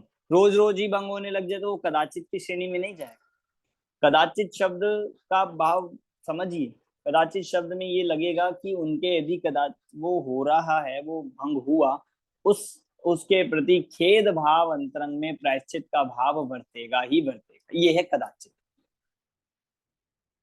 अब हम मान लीजिए, हम अपना एग्जांपल है, हम रात्रि में भी बोल रहे हैं, हम सब प्रकार की हिंसा करते हैं, तो हमें कोई खेद नहीं है, तो हमारे रात्रि में बोलने को चाहे आप बहुत कम बोलते हो पर कदाचित नहीं कहेंगे, क्योंकि खेद भी नहीं है और रोज ही हो रहा है, हैबिट हो रही है, तो वो नहीं है। इस तरह से आप हर उत्तर गुण पे लगाइएगा, और कभी विराधना हो तो कदाचित होती है, और कदाचित हो तो उसका प्रायश्चित पूरी तरह से करते हैं, और उसको फिर से अपने को स्थितिकरण का निरंतर उद्यम रखते हैं। ठीक है, अगले चलते हैं निर्ग्रंथ, जो चौथे नंबर के हैं, कि जिन्होंने मोह नाश कर दिया है और जिनका मोह उपशमित हो गया है, बस केवल ज्ञान नहीं हुआ है। मतलब आप समझो 11वें और 12वें गुणस्थान वर्ती जो हैं वे होते हैं निर्ग्रंथ। इनके कोई दोष ही नहीं लगता है, क्योंकि अब सब प्रकार से चारित्र मोहनीय भी मिट गया है। 11वें 12वें में आ गए हैं तो चारित्र मोहनीय पूरी तरह से नष्ट हो गया है, इसीलिए अब उनके कोई दोष नहीं लगता है। और लास्ट है स्नातक, लास्ट वेद है स्नातक, जिन्होंने सारे घाती कर्मों का नाश कर दिया है। मतलब 13वें और 14वें गुणस्थान वर्ती केवली भी मुनि के भेद है, वो भी एक प्रकार से स्नातक नाम के मुनि कहलाते हैं। तो ये स्वरूप हुआ। अब जो पॉइंट ऑफ डिफरेंसेस दिए हैं 8, सबसे पहले आप लगा लीजिए संयम। एक मिनट पहले, वो कुशील में जो कषाय वाला जो है ना, मतलब कुशील में 2 दिए, प्रतिसेवन हाँ और हाँ, ये रह गया संजुलन कषाय, जो कषाय वाला लिया, संजुलन के अलावा शेष कषायों को जीत लिया। मतलब अभी संजुलन बाकी है उनके, संजुलन का मंद, मंदतर, मंदतम ये उदय हो सकता है। लेकिन वो दोनों में है, राइट? संज्वलन प्रतिसेवना में भी होगा, कषाय में भी होगा। ये बताना चाहते हैं, प्रतिसेवना में तो संजुलन तो है ही, पर साथ में दोष भी लग सकते हैं उत्तर गुणों में। पर कषाय कुशील में अब दोष तो नहीं लगेगा सर्व प्रकार से, ना उत्तर गुण में ना मूल गुण में, पर अभी संजुलन कषाय बाकी है। संयम, संयम वाले बिंदु पे आते हैं। 5 प्रकार के संयम हमने देखे थे। तो पुलाक के होते हैं सामायिक और छेदोपस्थापना, क्योंकि दोष लग रहा है तो दोष का प्रायश्चित रूप छेदोपस्थापना होता है। बकुश के सामायिक और छेदोपस्थापना। कुशील के सामायिक, कुशील में जो प्रतिसेवन है उसमें सामायिक और छेदोपस्थापना। और जो कषाय कुशील है उनके यथाख्यात के सिवाय बाकी 4 हो सकते हैं। निर्ग्रंथ और स्नातक इनके यथाख्यात चारित्र होता है जो हाईएस्ट लेवल का है। उसके बाद चलते हैं श्रुत। श्रुत मतलब हम कह सकते हैं ज्ञान। ज्ञान आप समझ लीजिए, तो कितना ज्ञान हो सकता है पुलाक मुनिराज को, आप समझना। आचार अंग में आचार वस्तु प्रमाण 10 पूर्व, 11 अंग 10 पूर्व तक का ज्ञान हो सकता है। अब आप कल्पना करो 11 अंग 10 पूर्व के ज्ञानधारी मुनिराज के भी दोष हो सकता है। हम तो सोचते थे सिर्फ 11 अंग 9 पूर्व का जो द्रव्य लिंगी है उन्हीं को होता होगा, कि नहीं, उनके भी हो सकता है, पर कदाचित होगा, और उसके प्रति खेद भाव, उसके प्रति प्रायश्चित भाव रहेगा। 10 पूर्व इनका ज्ञान है। फिर बकुश के भी 10 पूर्व है, कुशील के 10 पूर्व प्रतिसेवना के हैं, तो कषाय वाले के 14 पूर्व है। 11 अंग 14 पूर्व का उत्कृष्ट ज्ञान होता है, जिसको द्वादशांग कहते हैं, वो हो सकता है। निर्ग्रंथ के तो 14 पूर्व है ही, और स्नातक तो केवल ज्ञानी ही हो गए हैं, तो लोकालोक को जान रहे हैं। फिर प्रतिसेवना, प्रतिसेवना मतलब होती है विराधना, जो हमने पढ़ भी लिया। प्रतिसेवना मतलब पुलाक के कितना होगा, देखिए दूसरों के दबाववश 5 व्रत और रात्रि भोजन त्याग व्रत में से एक की विराधना। अब जो मैंने एग्जाम्पल आपको रात्रि में बोलने का दिया वो यहाँ पे लगेगा। दूसरों के दबाववश, कोई मुनिराज है किसी के प्रेशर में या किसी दबाव के कारण से, या किसी के मान लीजिए कोई कठोरता से, मतलब कोई अत्याचार ही कर रहा हो, कोई कह रहा हो कि भाई आपको करना है, आपको करना है, और कोई मतलब कोई ऐसा वो देता हो कोई परेशानी में, ऐसे दबाववश 5 व्रत जो अहिंसा, अचौर्य, इनमें से कोई, या फिर रात्रि भोजन त्याग व्रत में से एक की विराधना। अब रात्रि भोजन त्याग में मतलब क्या होगा कि रात्रि में भोजन कर लेंगे, रात्रि में भोजन कर लेंगे क्या कि नहीं, रात्रि भोजन त्याग की विराधना वो नहीं है। रात्रि भोजन त्याग की विराधना यहाँ पर लग सकती है कि मान लीजिए कदाचित मन से या वचन से किसी को कुछ ऐसा अनुमोदना कर दी, किसी को वचन से बोल दिया, इतना मत मात्र होगा। स्वयं तो करना पॉसिबल ही नहीं है, स्वयं तो संभव ही नहीं है। ऐसे पांचों पाप भी लगाए, 5 व्रत और रात्रि भोजन, इनमें से किसी में कदाचित मन से या वचन से अनुमोदना हो जाए, कर दी जाए, तो ये भी विराधना है। राज के एंगल से ये भी विराधना है, पर फिर भी ऐसे अगर कदाचित होते हैं, देखो सारा खेल परिणामों का है। हम ये नहीं कह सकते कि जो हमारे सामने मुनिराज बैठे हैं ये कुलाक कैटेगरी में होंगे, ये बकुश कैटेगरी में होंगे, या ये कुशील होंगे, क्योंकि भावलिंग तो मैंडेटरी कहा सब में, और भावलिंग का हम पता लगा नहीं सकते, वे स्वयं ही जान सकते हैं उनके परिणामों को। पर भावलिंग के साथ साथ यदि कदाचित किसी के ये होते हैं तो इस तरह से परिणामों की डिफरेंसेस से ये हो सकता है। दूसरा, बकुश में कहा उपकरण में, उपकरण की चाह हो सकती है किसी प्रकार से। बकुश शरीर संस्कार की चाह हो सकती है, मतलब जैसे ये कहा कदाचित जो होता है कोई उपकरण अच्छा सा, कोई पिच्छी कमंडल आदि उनमें लग जाएगा। कुशील में, कुशील इस तरह से लग जाएगा जहां बताया उत्तर गुण की विराधना कभी कभी। कषाय कुशील में कोई विराधना नहीं होती, निर्ग्रंथ में कोई विराधना नहीं है, स्नातक में भी कोई प्रकार की विराधना नहीं है। फिर है तीर्थ। तीर्थ ये कहा सभी निर्ग्रंथ सब तीर्थंकरों के तीर्थ में होते हैं। तीर्थ मतलब कौन से काल में हो सकते हैं कि तीर्थंकरों के तीर्थ में होते हैं। ठीक है। भावलिंग, सभी भावलिंग होते हैं, मतलब जो लिंग वाला पॉइंट लिया। फिर लेश्या, लेश्या में आप ये समझ लीजिए कि जो स्टार्टिंग के ये हैं जो पुलाक है, इनके तो 3 शुभ लेश्या होती है। बकुश और कुशील में प्रतिसेवना कुशील, इनके 6 लेश्या हो सकती है। और बाद के 3 कषाय कुशील, निर्ग्रंथ और स्नातक, इनकी कापोत, पीत, पद्म, शुक्ल और निर्ग्रंथ और स्नातक के मात्र शुक्ल लेश्या, निर्ग्रंथ के शुक्ल लेश्या और स्नातक के शुक्ल लेश्या भी नहीं होती, मतलब लेश्या रहती है। लेश्या मतलब होता है कषाय की तारतम्य, मतलब कषाय ही नहीं है, इस तरह से लेश्या में अंतर आ जाएगा। इसके बाद हम देख सकते हैं उपपाद। उपपाद मतलब होता है जन्म, आयु, तो जगन्य और उत्कृष्ट दोनों से लग जाएगा। उपपाद में भी सबके अंतर है। कितनी हो सकती है कि पुलाक वाले 12वें स्वर्ग तक जा सकते हैं जहां 18 सागर तक की आयु होती है। बकुश वाले 15 से 16वें स्वर्ग तक जा सकते हैं, मतलब 15-16 स्वर्ग तक जा सकते हैं। कुशील में जो प्रतिसेवन कुशील है वो 15-16 स्वर्ग तक जा सकते हैं। कषाय कुशील सर्वार्थ सिद्धि तक जा सकते हैं। निर्ग्रंथ और निर्ग्रंथ सर्वार्थ सिद्धि तक जा सकते हैं, और स्नातक तो मोक्ष ही जाते हैं।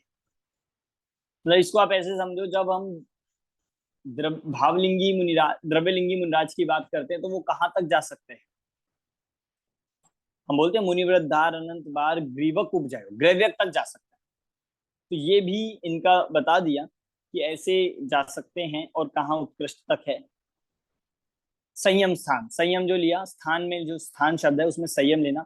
संयम में सभी पूर्ण संयमी है, कषाय रहित है, मतलब कषाय पूर्ण संयमी है, तो शुरू के जो 4 है, जब तक चारित्र मौनी संबंधी कषाय हैं, संजुलन कषाय हैं, तो उनको कषाय सहित कहा है। और निर्ग्रंथ और स्नातक ये वीतरागी हो गए हैं, जिन हो गए हैं स्नातक वाले, तो उनको कषाय रहित कहा है। इस प्रकार ये 8 स्थान ऐसे लिए हैं जिन 8 स्थानों को ये इन मतलब 5 निर्ग्रंथों को 5 मुनिराजों में डिफरेंस कर सकते हैं। मतलब एक बहुत ही इंपॉर्टेंट विषय है पूरे जिनागम का, जो हमें जानने के लिए बहुत उपयोगी है, जानना ही चाहिए।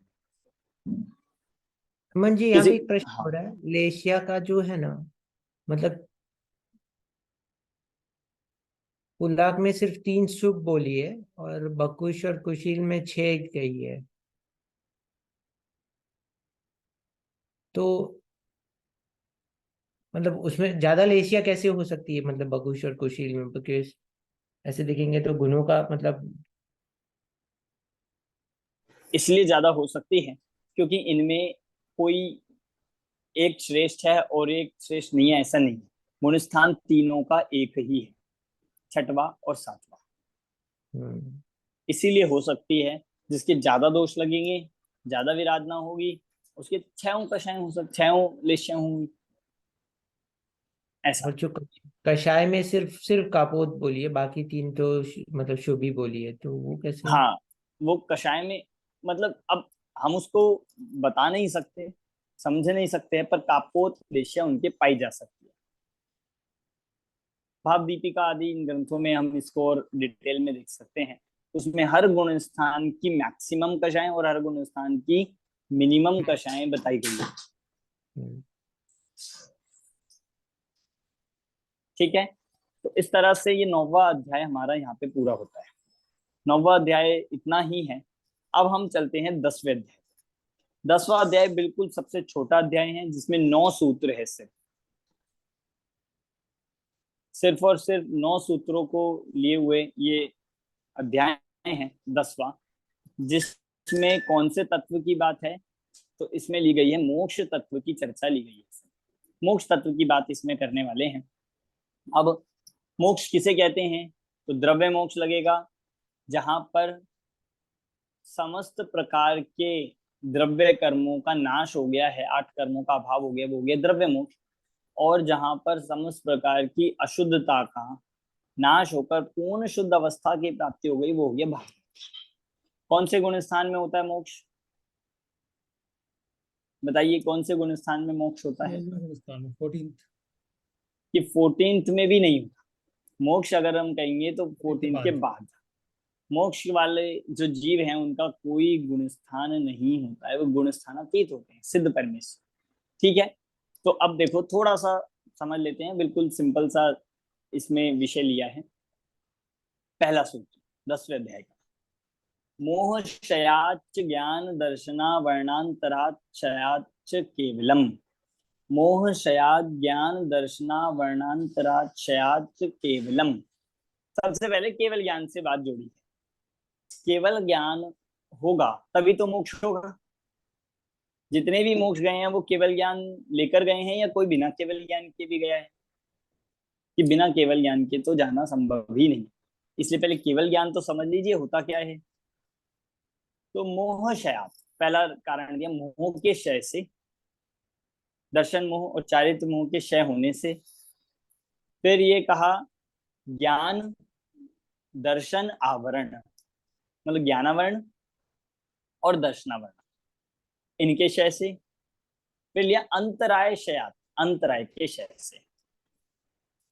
ये 4 हो गए। अब मोहनीय, ज्ञानावर्णी, दर्शनावर्णी और अंतराय, इनके क्षय से क्षयाच, उपशम नहीं लिखा, क्षय लिखा है। क्या लिखा? उनके क्षय से क्या होता है? केवलम, अर्थात केवल ज्ञान होता है। मतलब इनको हम कह सकते हैं 4 घाती कर्म। 4 घाती कर्मों के नाश से ही केवल ज्ञान प्रकट होता है। तो ये बहुत ही सिंपल तरह से केवल ज्ञान की परिभाषा बता दी कर्मों के एंगल से। बाकी हम वो तो जानते हैं कि जो लोकालोक को जाने, द्रव्य गुण पर्याय सबको युगपत क्रमशः, मतलब युगपत एक साथ एक समय में जान ले, वो केवल ज्ञान है। और यहाँ जो कह रहे हैं कर्मों के एंगल से कि किस किस कर्मों के क्षय से मोक्ष होता है। चलते हैं आगे। अब ये केवल ज्ञान कौन से गुण स्थान में होता है? 13वें गुण स्थान में। दूसरे नंबर का सूत्र, बंध हेत्व भाव निर्जराभ्याम कृत्सन कर्म विप्रमोक्षो मोक्षः। बंध हेत्व भाव निर्जराभ्याम कृत्सन कर्म विप्रमोक्षो मोक्षः। अब कृत्सन कर्म विप्रमोक्षो मोक्ष। दोबारा पढ़ता हूं, बंध हेत्व भाव निर्जराभ्याम कृत्सन कर्म विप्रमोक्षो मोक्ष। मोक्ष किसका नाम? कि मुक्त होने का नाम मोक्ष है। विप्रमोक्ष कह दिया, मुक्त होने का नाम मोक्ष है। कर्म विप्रमोक्ष लिया, कर्मों से मुक्त होने का नाम मोक्ष है। कितने कर्मों से? कृत्स्न। कृत्स्न मतलब होता है संपूर्ण, सकल, संपूर्ण सकल कर्मों से विप्रमोक्ष अर्थात विशेष रूप से उनका क्षय होने का नाम क्या है? मोक्ष है। और ऐसे मोक्ष को यहाँ पर कहा जो केवल ज्ञान सहित होता है। और क्या क्या लिया? बंध हेतु अभाव निर्जरा। बंध के हेतुओं का अभाव है, बंध के हेतुओं का जहां अभाव हो चुका है, और निर्जरा भी है। जब बंध के हेतु ही नहीं होंगे तो निर्जरा होगी, नया बंधन नहीं होगा। और जब निर्जरा होगी तो कर्मों का विप्रमोक्षपना होगा ही होगा। जब कर्मों की निर्जरा प्रारंभ हो गई है, धीरे धीरे कर्म फिरना स्टार्ट हो गए हैं, तो कर्म जिस चीज का धीरे धीरे नाश होना शुरू हो गया, एक ना एक दिन उसका पूरा नाश होता ही होता। ऐसी कर्मों का धीरे धीरे एक देश रूप से नाश होना प्रारंभ हुआ है, और संपूर्ण जब हो जाते हैं तो उसको कहते हैं मोक्ष। तो दो चीज यहाँ पर कही, बंध के हेतुओं का अभाव और निर्जरा से सब कर्मों का नाश होना, इसका नाम मोक्ष है। ठीक है, मोक्ष की डेफिनेशन। आगे चलते हैं हम तीसरे नंबर का सूत्र। अब मोक्ष में ये कह रहे हैं कौन से भाव होते हैं। भाव कौन से होते हैं मोक्ष में? 5 प्रकार के हमने भाव पढ़े हैं जीव के, औपशमिक, क्षायोपशमिक, शायिक, औदयिक और पारिणामिक। ये 5 प्रकार के भाव हैं। मोक्ष में कौन से भाव होते हैं बताइए? मोक्ष में कौन से भाव होते हैं, या मोक्ष कौन से भावों से होता है? अब देखिए, अगर हम देखें मोक्ष में कौन सा भाव विद्यमान है, तो सूत्र पढ़ते हैं, औपशमिक आदि भव्यत्वानाम च। अभाव की बात चल रही थी, कर्मों के अभाव से मोक्ष होता है, तो साथ ही साथ ये भी कह दिया औपशमिक आदि भव्यत्वानाम च, इनके भी अभाव से मोक्ष होता है। तो इनके भी अभाव से मोक्ष होता है। किनके? पहले कह दिया औपशमिक भाव। औपशमिक भाव मोक्ष में नहीं होता है। औपशमिक भाव का अभाव हो चुका है, क्योंकि औपशमिक भाव कर्म के उपशम से होता है, और उपशम थोड़ी है, अब तो नाश हो गया है कर्म। दूसरा क्षायोपशमिक, दूसरा लिया छायोपशमिक। छायोपशमिक भाव हो सकता है क्या मोक्ष में? कि नहीं। छायोपशमिक भाव तो मिला जुल होता है, थोड़ा प्रकट थोड़ा अप्रकट, और उनके तो पूर्ण रूप से ही ज्ञान हो गया है, पूर्ण रूप से ही सुख हो गया है, तो अब छायोपशमिक भाव भी नहीं है। औदैक हो सकता है कि नहीं? औदैक मोक्ष में कि नहीं? औदैक मतलब होता है कि जो कर्म के उदय से हो। अब कर्म ही नहीं है तो उदय क्या होगा? तो औदैक भाव भी नहीं है। ठीक है, कौन सा बचा? शायिक हो सकता है कि नहीं? कि हाँ, शायिक भाव रहता है। शायिक भाव का सद्भाव मोक्ष में पाया जाता है। शायिक भाव ऐसा है जो रहिए अनंता अनंत काल यथा तथा शिव परिणय। अनंत काल तक जो भाव, अनंत काल तक शायिक ज्ञान, शायिक दर्शन, शायिक सुख चलता रहता है, अनंत जिसे कहते हैं, तो वो शायिक भाव मोक्ष में विद्यमान रहता है। और पारिणामिक भाव तो होता है कि नहीं मोक्ष में? कि पारिणामिक भाव में भी 3 भेद है। कौन कौन से होते हैं पारिणामिक भाव के 3 भेद? कोई बताएगा? आपने सुने हो? भव्यत्व, अभव्यत्व और जीवत्व, जीवत्व। भव्यत्व और अभव्यत्व। तो यहाँ ये कह रहे हैं पारिणामिक भाव में भी भव्यत्व अभव्यत्व भी नष्ट हो जाते हैं, सिर्फ जीवत्व नाम का पारिणामिक भाव रह जाता है। क्यों? क्योंकि भव्य सिद्ध भव्य है या अभव्य है? कि अभव्य भी नहीं है, भव्य तो है सिद्ध, कि भव्य भी नहीं कहते उन्हें। भव्य किसे कहते हैं? जो मोक्ष जाने की योग्यता रखता हो, वे तो मोक्ष चले ही गए। अब उनके तो भव्य नाम के भाव का ही अभाव हो गया, उन्हें तो भव्यत्व का फल प्रकट हो गया। सिद्ध दशा भव्यत्व का फल है, भव्यत्व भाव नहीं है। इसलिए पारिणामिक में उनके भव्यत्व और अभव्यत्व दोनों ही भाव नष्ट हो जाते हैं, सिर्फ जीवत्व रहता है। तो अब दो भाव रह गए उनके, शायिक और पारिणामिक में जीवत्व। समझ आ गया? मोक्ष में 5 भावों में से कौन से भाव है? औदिक नहीं है, औपशमिक नहीं है, क्षैप्शमिक नहीं है, पारिणामिक में भव्यत्व अभव्यत्व नहीं है। ठीक है। इसके बाद चौथे नंबर का सूत्र, अन्यत्र केवल सम्यक्त्व ज्ञान दर्शन सिद्धत्वेभ्य।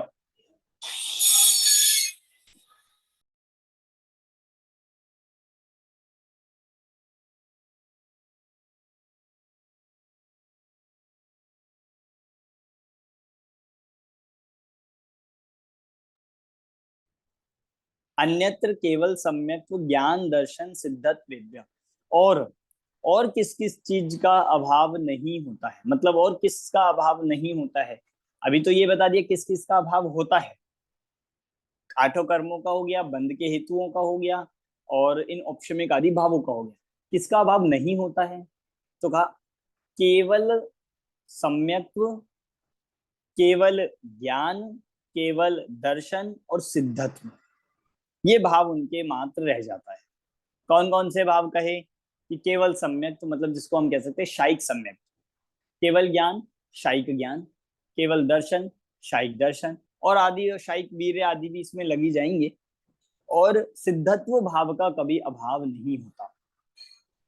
सिद्धत्व नाम का जो आत्मा का गुण है, आत्मा की शक्ति है, आत्मा का जो भाव है, वो सिद्धत्व भाव मोक्ष होने पर भी पाया जाता है। क्योंकि आपने सुना होगा, जिनको पता होगा, औदैक भाव के भेदों में एक भेद आता है असिद्धत्व। सुना आपने? औदैक भाव, वो असिद्धत्व नाम का भाव अरिहंत भगवान के भी होता है, क्योंकि वे सिद्ध नहीं हुए, तो उनके जब तक असिद्धत्व नाम का भाव है वो तब तक अरिहंत रहेंगे।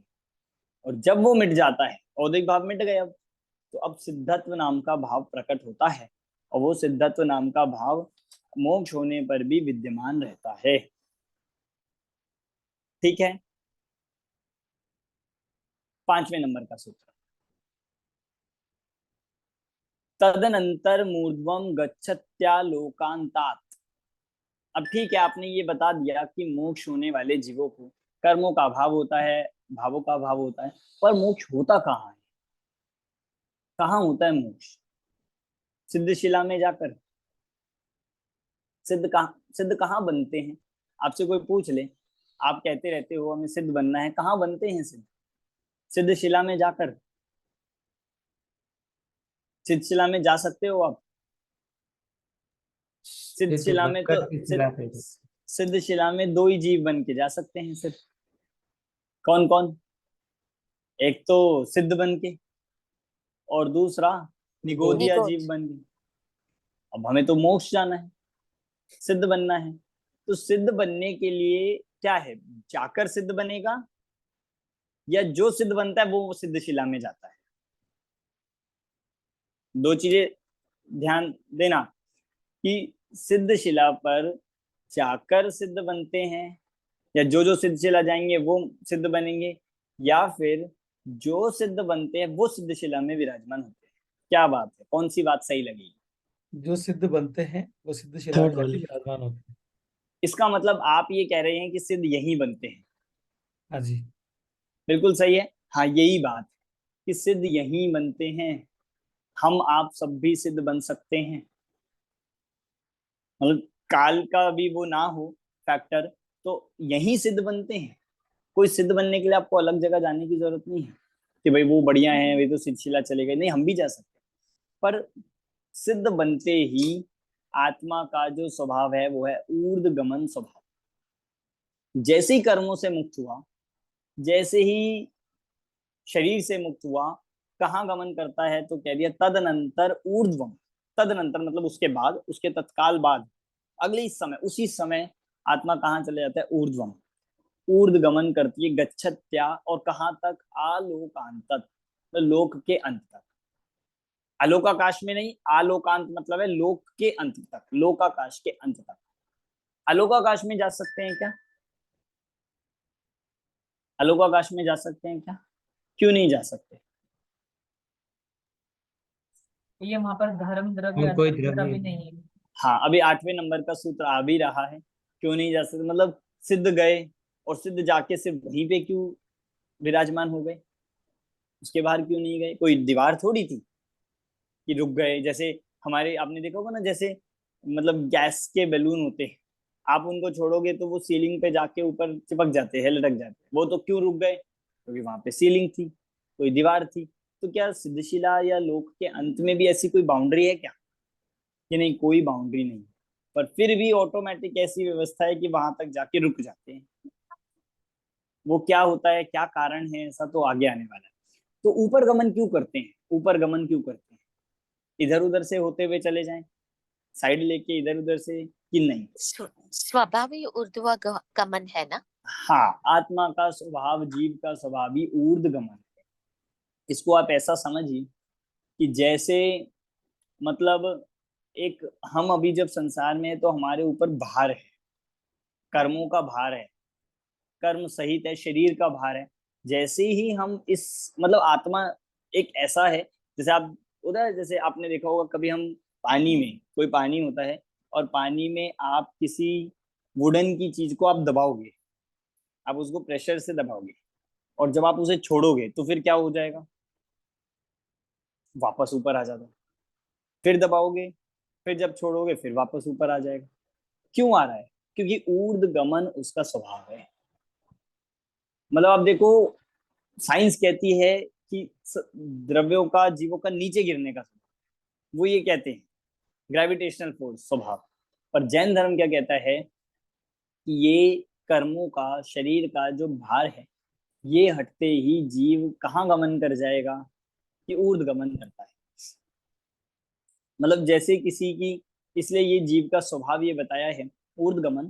तो जब सारे कर्मों से मुक्त हो जाता है तो ऊपर ही सीधा जाता है, इसीलिए ये बताया। अब इसके लिए प्रयोग करके बता रहे हैं 6वें सूत्र में कि कैसे ऊर्ध्वगमन करता है। पूर्व प्रयोगात असंगत्वात बंध छेदात तथा गति परिणामाच। यहाँ पर ऊर्ध्वगमन को करने के लिए 4 एग्जाम्पल दे रहे हैं, 4 एग्जाम्पल देंगे। पूर्व प्रयोगात असंगत्वात बंध छेदात तथा गति परिणाम। 4 आपको कंडीशन दिखाएंगे और 4 एग्जाम्पल देंगे इनके लिए। पहला दे रहे हैं पूर्व प्रयोग से। पूर्व प्रयोग से होता है कि जैसे पूर्व के प्रयोग से, कई बार होता है कि किसी चीज को हमने, बॉल को उछाला, हमने बॉल को ऊपर उछाला तो वो ऊपर जा रही है। अब वो कैसे जा रही है? वो जा रही है पूर्व के प्रयोग से। मतलब हमारे उछालने का जो फोर्स लगा, उसके, उस फोर्स से, उसे कह रहे हैं प्रयोग, उस प्रयोग से ऊपर की तरफ जा रही है। एक ऊर्ध्वगमन करने का ये कारण होता है। दूसरा कहा असंगत्वात्। असंगत्वात् वही कहा कि भाई वस्तु का स्वभाव तो था नीचे आने का, पर उस पर कोई किसी चीज का संग था, किसी चीज का उस पर लेप हुआ था, किसी चीज का उसके ऊपर भार था, तो वो नीचे नीचे आ रही थी। और असंग हो गया मतलब वो लेप हट गया, वो भार हट गया, तो वो ऊपर चली जाती है। ऐसा दिया दूसरा। तीसरा बंध छेदा, किसी चीज से बंधी हुई थी, किसी चीज से वो वस्तु बंधी हुई थी। जैसे आप देखो पानी में, आप ये प्रयोग करके देख सकते हो कि पानी में मान लीजिए आपने नीचे से किसी लकड़ी को बांध दिया है, मतलब पानी की नीचे के लेवल से, नीचे के सरफेस से आपने बांध दिया है, और वो पानी ऊपर की तरफ रहता है, वो प्लास्टिक आदि जो भी कोई होता है। अब जब उसके बंद को हटा दोगे तो बिल्कुल टॉप लेवल पे आ जाता है, बिल्कुल वो ऊपर की लेयर पे आ जाएगा पानी की। तो बंद के टूटने से, बंधा हुआ है इसलिए नहीं कर पा रहा और बंध के टूटने से, तीसरा ये रीजन हो सकता है। और चौथा रीजन कहा तथा गति परिणामाच, वैसा गमन करने का, तथा गति मतलब वैसा गमन करने का स्वभाव होने से, वैसा गमन करने का स्वभाव होने से। ये चार रीजन जीव के साथ हैं, इन सिद्ध भगवान के साथ है जो यहाँ सिद्ध अवस्था को प्राप्त करते हैं, और इन चार रीजन से वे लोक के अग्रभाग में जाकर विराजमान हो जाते हैं। ठीक है, अब इन चारों के लिए एग्जाम्पल दे रहे जिससे आपको समझ आ जाए। एग्जाम्पल लौकिक है, 7वां नंबर का सूत्र, आविद कुलाल चक्रवत व्यपगत लेपा लांबुवत एरंड बीजवत अग्निशिखावच्च। मैंने तोड़ तोड़ कर पढ़ा है सूत्र, एक बार पूरा पढ़ देता हूँ। आविद कुलाल चक्रवत व्यपगत लेपा लाबुवत देरंड बीजवत अग्निशिखावच्च। अब ये जो चार एग्जाम्पल दिया है ऊपर के बताए गए चार रीजनों से है, हेतु जिनको कहा, चार हेतुओं के चार दृष्टांत यहाँ पर दे रहे हैं। सबसे पहला पूर्व प्रयोग, पूर्व प्रयोग का दिया आविद कुलाल चक्रवत। आविद मतलब घुमाया हुआ, कुम्हार के द्वारा, जैसे आपने देखा है कि एक कोई गोल चीज हो, कोई फैन हो, कोई ऐसी चीज हो जिसको हमने एक फोर्स से घुमा दिया, एक फोर्स से घुमा दिया और वो घूमता रहता है, घूमता रहता है, घूमता रहता है। पूर्व में अभी नहीं आप उसको घुमा रहे हो, पर एक बार हमने उसको फोर्स से घुमा दिया, जितने भी व्हील्स होते हैं, जितने भी ये ट्विस्ट करने वाले होते हैं, इनको आप एक बार घुमाओगे और वो उनमें उस फोर्स से, फोर्स मतलब हो गया पूर्व प्रयोग, उस फोर्स घूमते रहते।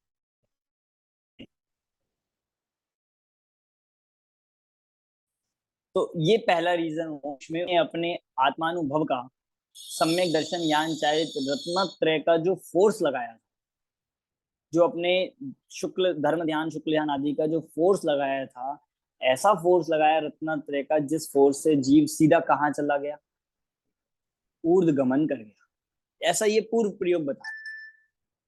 दूसरा मतलब मैं दृष्टांत भी बताऊंगा आपको और उसको आत्मा पे घटित करके भी बताऊंगा। दूसरा है संग का अभाव, संग के अभाव, असंगत्वात जो लिया था उसके लिए एग्जाम्पल लिया है यहाँ पर व्यपगत लेप, व्यपगत लेपा लांबुवत, व्यपगत लेपा लांबुवत मतलब व्यपगत मतलब हटाया हुआ, और लेप किस पे, लांबुवत ये कह रहे हैं तुमड़ी। तुमड़ी समझते आप तुमड़ी क्या होती है? मतलब तुमड़ी आप इसको ऐसा समझ लीजिए, वही है कि एक प्रकार का एक बर्तन होता है, एक पात्र होता है, तुम्बी, तुमड़ी जिसको कहते हैं, एक प्रकार का पात्र होता है, और उस पात्र पर कोई लेप लगा दिया जाता है, उसके पे किसी चीज की एक लेयर लगा दी जाती है, तो वो क्या करता है, वो नीचे नीचे जाता है, और जब उसके ऊपर से वो लेयर हटा देंगे तो वो पानी में ऊपर की तरफ गमन करता है।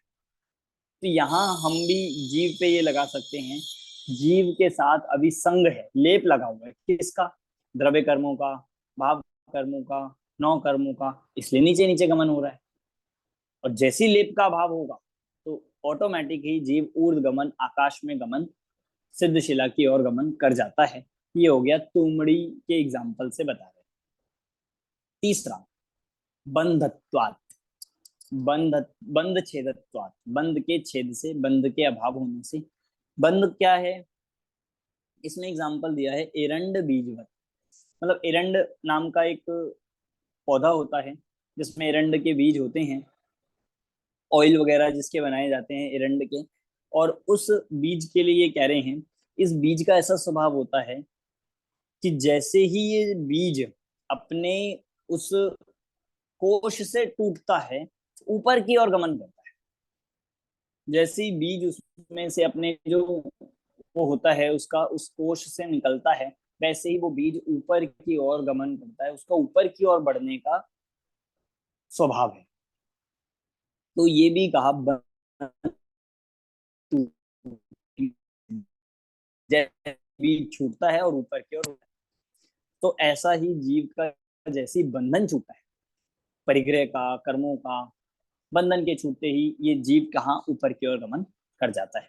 और लास्ट लिया ऊर्ध्वगमन स्वभाव है, कोई हेतु भी ना हो तो आत्मा का स्वभाव ही ऐसा है कि जो ऊर्ध्वगमन करेगा ही करेगा, ऊपर की ओर बढ़ना ये स्वभाव है। जैसे एग्जांपल दिया, अग्नि शिखावत, अग्नि की जो शिखा होती है, अग्नि की जो लौ होती है, आप किसी दीपक को यू करो तो भी अग्नि की लौ कैसे हो जाएगी, सीधी हो जाएगी, फिर सीधा करोगे फिर भी सीधी रहेगी। तो ये अग्नि की शिखा, अग्नि की उस लौ का स्वरूप ही है ऊर्ध्व। ऐसे ही जीव का स्वभाव है। आप पूछे इसमें क्या रीजन है, कि नहीं कोई रीजन नहीं है, स्वभाव है उसका, ऐसा स्वभाव होने से ऊर्ध्वगमन होता है। अब कहाँ तक ऊर्ध्वगमन होगा, तो मैंने आपको पहले ही बता दिया कि लोक के अंत तक, उससे ऊपर क्यों नहीं होगा। तो 8वें नंबर का सूत्र आ रहा है, धर्मास्ति काया भावात, धर्मास्ति काय के अभाव से, धर्मास्ति काय के अभाव होने से, क्योंकि वहां पर धर्मास्ति काय का अभाव है। इस जहां तक धर्मास्ति काय वहां तक निमित्त बनेगा, गमन कर सकता है। जब धर्मास्ति काय ही नहीं होगा तो गमन कैसे करे। तो बिल्कुल बिना किसी दीवार के, बिना किसी बाउंड्री के सिद्ध जीव जाकर एक स्थान पर रुक जाते हैं। अब देखने में हमें ऐसा जादू सा लगे, पर धर्मास्ति काय के अभाव के कारण से उससे आगे गमन नहीं कर सकते। ठीक है, समझ आ गया। 9वें नंबर का सूत्र जो इस अध्याय का लास्ट सूत्र है, उसमें बस ये बता रहे हैं कि ये जो ऊर्ध्वगमन स्वभाव है सिद्धों का है, ऐसे सिद्धों में जो डिफरेंस ऐसे सिद्धों में जो हो सकते हैं, तो 10 प्रकार से डिफरेंस यहाँ पर सिद्धों में किया जा सकता है। 10 प्रकार से सिद्धों में अंतर हो सकता है। आप सिद्धों को अगर कंपेयर करोगे एक सिद्ध को दूसरे सिद्ध से, 10 प्रकार के डिफरेंसेस हो सकते हैं। वो सूत्र बताते हैं, क्षेत्र काल गति लिंग सॉरी क्षेत्र काल गति लिंग तीर्थ चारित्र प्रत्येक बुद्ध बोधित ज्ञान अवगाहन अंतर संख्या अल्प बहुत्वतः साध्या। दोबारा पढ़ता हूं, क्षेत्र काल गति लिंग तीर्थ चारित्र प्रत्येक बुद्ध बोधित ज्ञान अवगाहन अंतर संख्याल्प बहुत्वतः साध्या। मतलब इन 10 पॉइंट से हम सिद्धों में अंतर देख सकते हैं। पहला क्षेत्र, बहुत सिंपली बताऊंगा कि क्षेत्र मतलब कहाँ से सिद्ध हुए हैं, इसकी अपेक्षा से अंतर हो सकता है। एक भरत क्षेत्र से हुए हैं, एक विदेश क्षेत्र से हुए हैं, तो ये डिफरेंस हुआ उन सिद्धों में क्षेत्र की अपेक्षा से। और पूरा अगर हम सीमा देखें तो ढाई द्वीप में जाएंगे, ढाई द्वीप के अंदर अंदर से ही जा सकते हैं, मैक्सिमम क्षेत्र तो ये है। तो इस क्षेत्र की अपेक्षा से उनमें डिफरेंस हो सकता है। काल, काल की अपेक्षा से आप देखो डिफरेंस, कौन से काल में गए। विदेश क्षेत्र में तो सब हर समय ही जा सकते हैं, चौथा काल ही रहता है।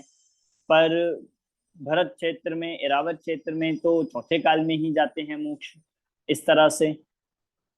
तो ऐसा यहाँ पर ये बताया जा रहा है कि काल की अपेक्षा से भी सिद्धों में अंतर हो सकता है, कौन किस टाइम गया है। सूक्ष्मता से देखे तो सबका जाने का एक ही समय होता है, लगता है, पर भूतकाल से भी कौन से काल से आए हैं ये हो सकता है। फिर गति, गति की अपेक्षा से कहा कौन सी गति से मोक्ष जा सकते हैं। ये तो एक ही गति है, वो है मनुष्य गति। मनुष्य गति से ही, जो मनुष्य में भी पुरुष अवस्था से ही, आगे लिंग में आने वाली है बात, मनुष्य गति से ही मोक्ष जाया जा सकता है, अन्य गति से नहीं जा सकता। तो इससे कोई अंतर नहीं है। इतना हो सकता है कि मनुष्य गति में कहां से आए, उस अपेक्षा से अंतर हो सकता है कि पूर्व में चारों गति से आ सकते हैं। लिंग, कौन कौन से लिंग से मोक्ष हो सकता है, एक ही है, सिर्फ पुरुष वेद, पुरुष वेद से ही मोक्ष की प्राप्ति हो सकती है। तो उस वेद को यहाँ पर मोक्ष में कारण लिया, पुरुष लिंग में। फिर तीर्थ, तीर्थ में ये कह रहे हैं कि अलग अलग तरह के तीर्थंकर होते हैं, अलग अलग प्रकार के सिद्ध होते हैं। कुछ तीर्थंकर भी होते हैं, कुछ नहीं होते।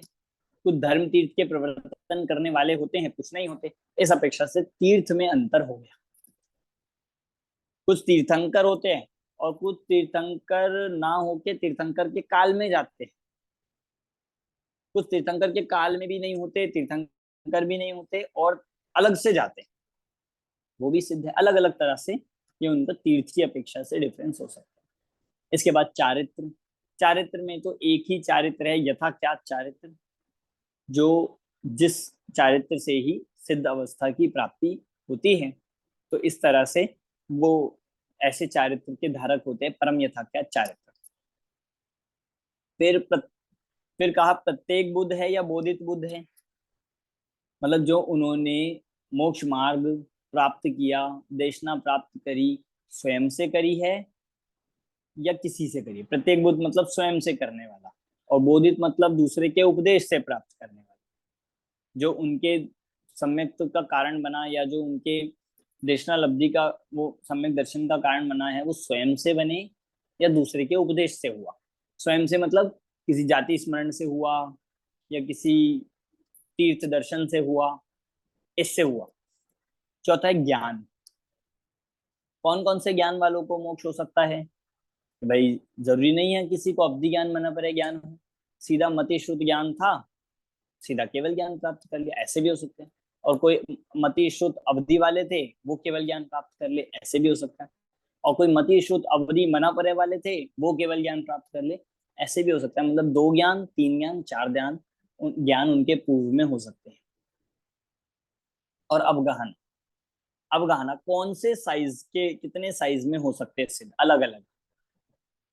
तो हम देख सकते हैं कि 525 धनेश जो उत्कृष्ट अवगाहना कही गई है चौथे काल की, सबसे उत्कृष्ट, उससे लेकर मतलब ये जीव बीच के मध्यम जितने भी है, और जगन्य जो कहे 3.5 हाथ तक के जीव सिद्ध अवस्था तक जा सकते हैं।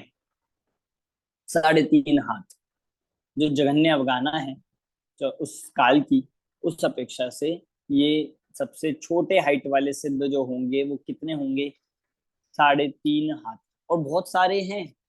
आप सोचो, एक ही सिद्धशिला में एक तो 525 धनुष वाले खड़े और एक 3.5 हाथ वाले खड़े, उनके सामने वो बिल्कुल चींटी के जैसे हैं। और सुख में कितना अंतर है उनके? कोई अंतर नहीं। हाइट से सुख में कोई अंतर नहीं है। जब सिद्धों के ही नहीं है तो हम क्यों अपने हाइट से या किसी शरीर की अवगाहना से अपने आप को हीन या अधिक माने? ये अवगाहना हो गया। फिर इसके बाद है अंतर। इसके बाद लिया अंतर, और अंतर में भी ये बात लगेगी कि भाई कितने काल के अंतर के बाद, अंतर मतलब होता है कितने अंतराल में हो सकते हैं। तो उसको कालों की अपेक्षा से बताया है कि एक समय के डिफरेंस में भी जा सकते हैं, कि एक एक समय के डिफरेंस में चले जाए, और मैक्सिमम होगा तो 6 महीने, क्योंकि 6 महीने 8 समय में 608 जीव मोक्ष जाते ही जाते, तो मैक्सिमम गैप आएगा तो कितना आएगा? 6 महीने तक आएगा। उसमें ऐसा बताया है, जब आप पढ़ेंगे, कि अंत के 8 समय में चले जाते हैं। अगर पूरे 6 महीने में कोई मोक्ष नहीं गया तो अंत के 8 समय में 608 जीव चले जाएंगे, पर जाएंगे जरूर। तो मैक्सिमम गैप एक सिद्ध होने से दूसरे सिद्ध के बीच में रहेगा, तो वो रहेगा 6 महीने का। ठीक है, ये सर्व क्षेत्र और सर्व काल की अपेक्षा से इस तरह से। और अल्प बहुत्व होता है संख्या। अल्प बहुत्व से भी आप देखोगे कि सिद्धों की जो नंबर्स है उनमें अंतर दिखेगा। मतलब कौन से काल में ज्यादा जाते हैं, कौन से काल में कम जाते हैं, कौन से क्षेत्र से ज्यादा जाते हैं, इस तरह से क्षेत्र, काल, गति, इन सब से अंतर दिखेगा। तो अल्प बहुत्व की अपेक्षा से हो गया कम ज्यादा। तो ऐसा ये सिद्ध के हम 10 प्रकार से इनका अंतर, एक सिद्ध का दूसरे सिद्ध से, मतलब हम कह सकते हैं 10 प्रकार से सिद्धों का स्वरूप बताया है। कहाँ से गए, कौन से काल में गए, कितनी अवगाहना से गए, कौन से तीर्थ में गए, कौन से चारित्र से गए, तो ये सब आप सिद्धों के स्वरूप के लिए समझ सकते हो। इस प्रकार ये 10वें अध्याय में मोक्ष तत्व का वर्णन किया थोड़ा सा, और थोड़ा सा सिद्ध परमेष्टि का वर्णन किया। तो 2 ही विषय हैं, मोक्ष किसे कहते हैं, ऊर्ध्वगमन स्वभाव क्या है, और सिद्ध कौन होते हैं। इस तरह से यहाँ पर 10वें अध्याय में मोक्ष तत्व का वर्णन करके ये अपना तत्वार सूत्र का विषय यहाँ पर पूर्ण होता है। समझ आ गया आपको? 9वें अध्याय में सम्मर और निर्जरा की चर्चा थी, और 10वें अध्याय में मोक्ष तत्व का वर्णन किया। कोई प्रश्न हो तो आप पूछ लीजिए। अमन जी, ये गति के हिसाब से कहा गया तो हम तो मनुष्य गति से ही मानते हैं, तो फिर उसमें क्यों डिफरेंसेस किया है? मतलब मतलब बस इतना ही कहना चाहते हैं कि भाई साक्षात नहीं तो परंपरा से कौन सी गति से आए हैं, पूर्व में कौन सी गति में थे, उस अपेक्षा से गति से भी डिफरेंस हो जाएगा। हिस्ट्री से, राइट। एक भैया और इसमें कोई प्रश्न इसमें किसी ये को? हेलो, आवाज आ रही है भैया? हाँ जी। ये 3.5 हाथ हाँ के जी। गन्ने अवगाहना लिखी है, तो 3.5 हाथ की अवगाहना, तो ये जो दुखमा दुखमा काल आता है उसकी बात आती है, तो ये भी क्या ऐसे नहीं भूत की अपेक्षा लिखता है? ये चतुर्थ काल में भी ऐसा नहीं, अवगाहना पड़ता है? 3.5 के जो अवगाहना कही गई है, ये उस तीसरे काल की जगन्य है। जगन्य कितनी है? चौथे काल की जो जगन्य अवगाहना है वो 3.5 हाथ है। अच्छा अच्छा अच्छा अच्छा, हाँ ठीक है हाँ, ठीक। उसकी अपेक्षा से है ये। अच्छा और अब मतलब जब उत्सर्प, अभी तो हुंडा अवसर्पणी अवसर्पणी चल रहा है, उत्सर्पणी में जब आएगा तीसरा काल, हम्म उसकी ये स्टार्टिंग होगी, हम्म तो उस समय मोक्ष जाएंगे ही। हम्म।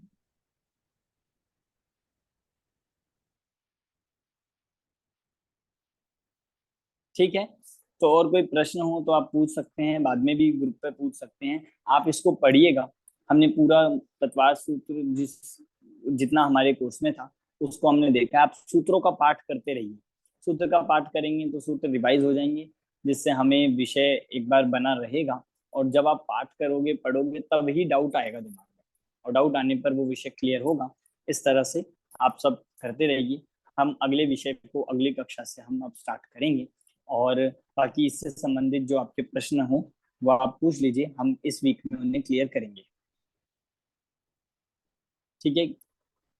अभी की कक्षा को यहीं पे पूर्ण करते हैं। सभी को जय जय। जय जय। जय जय।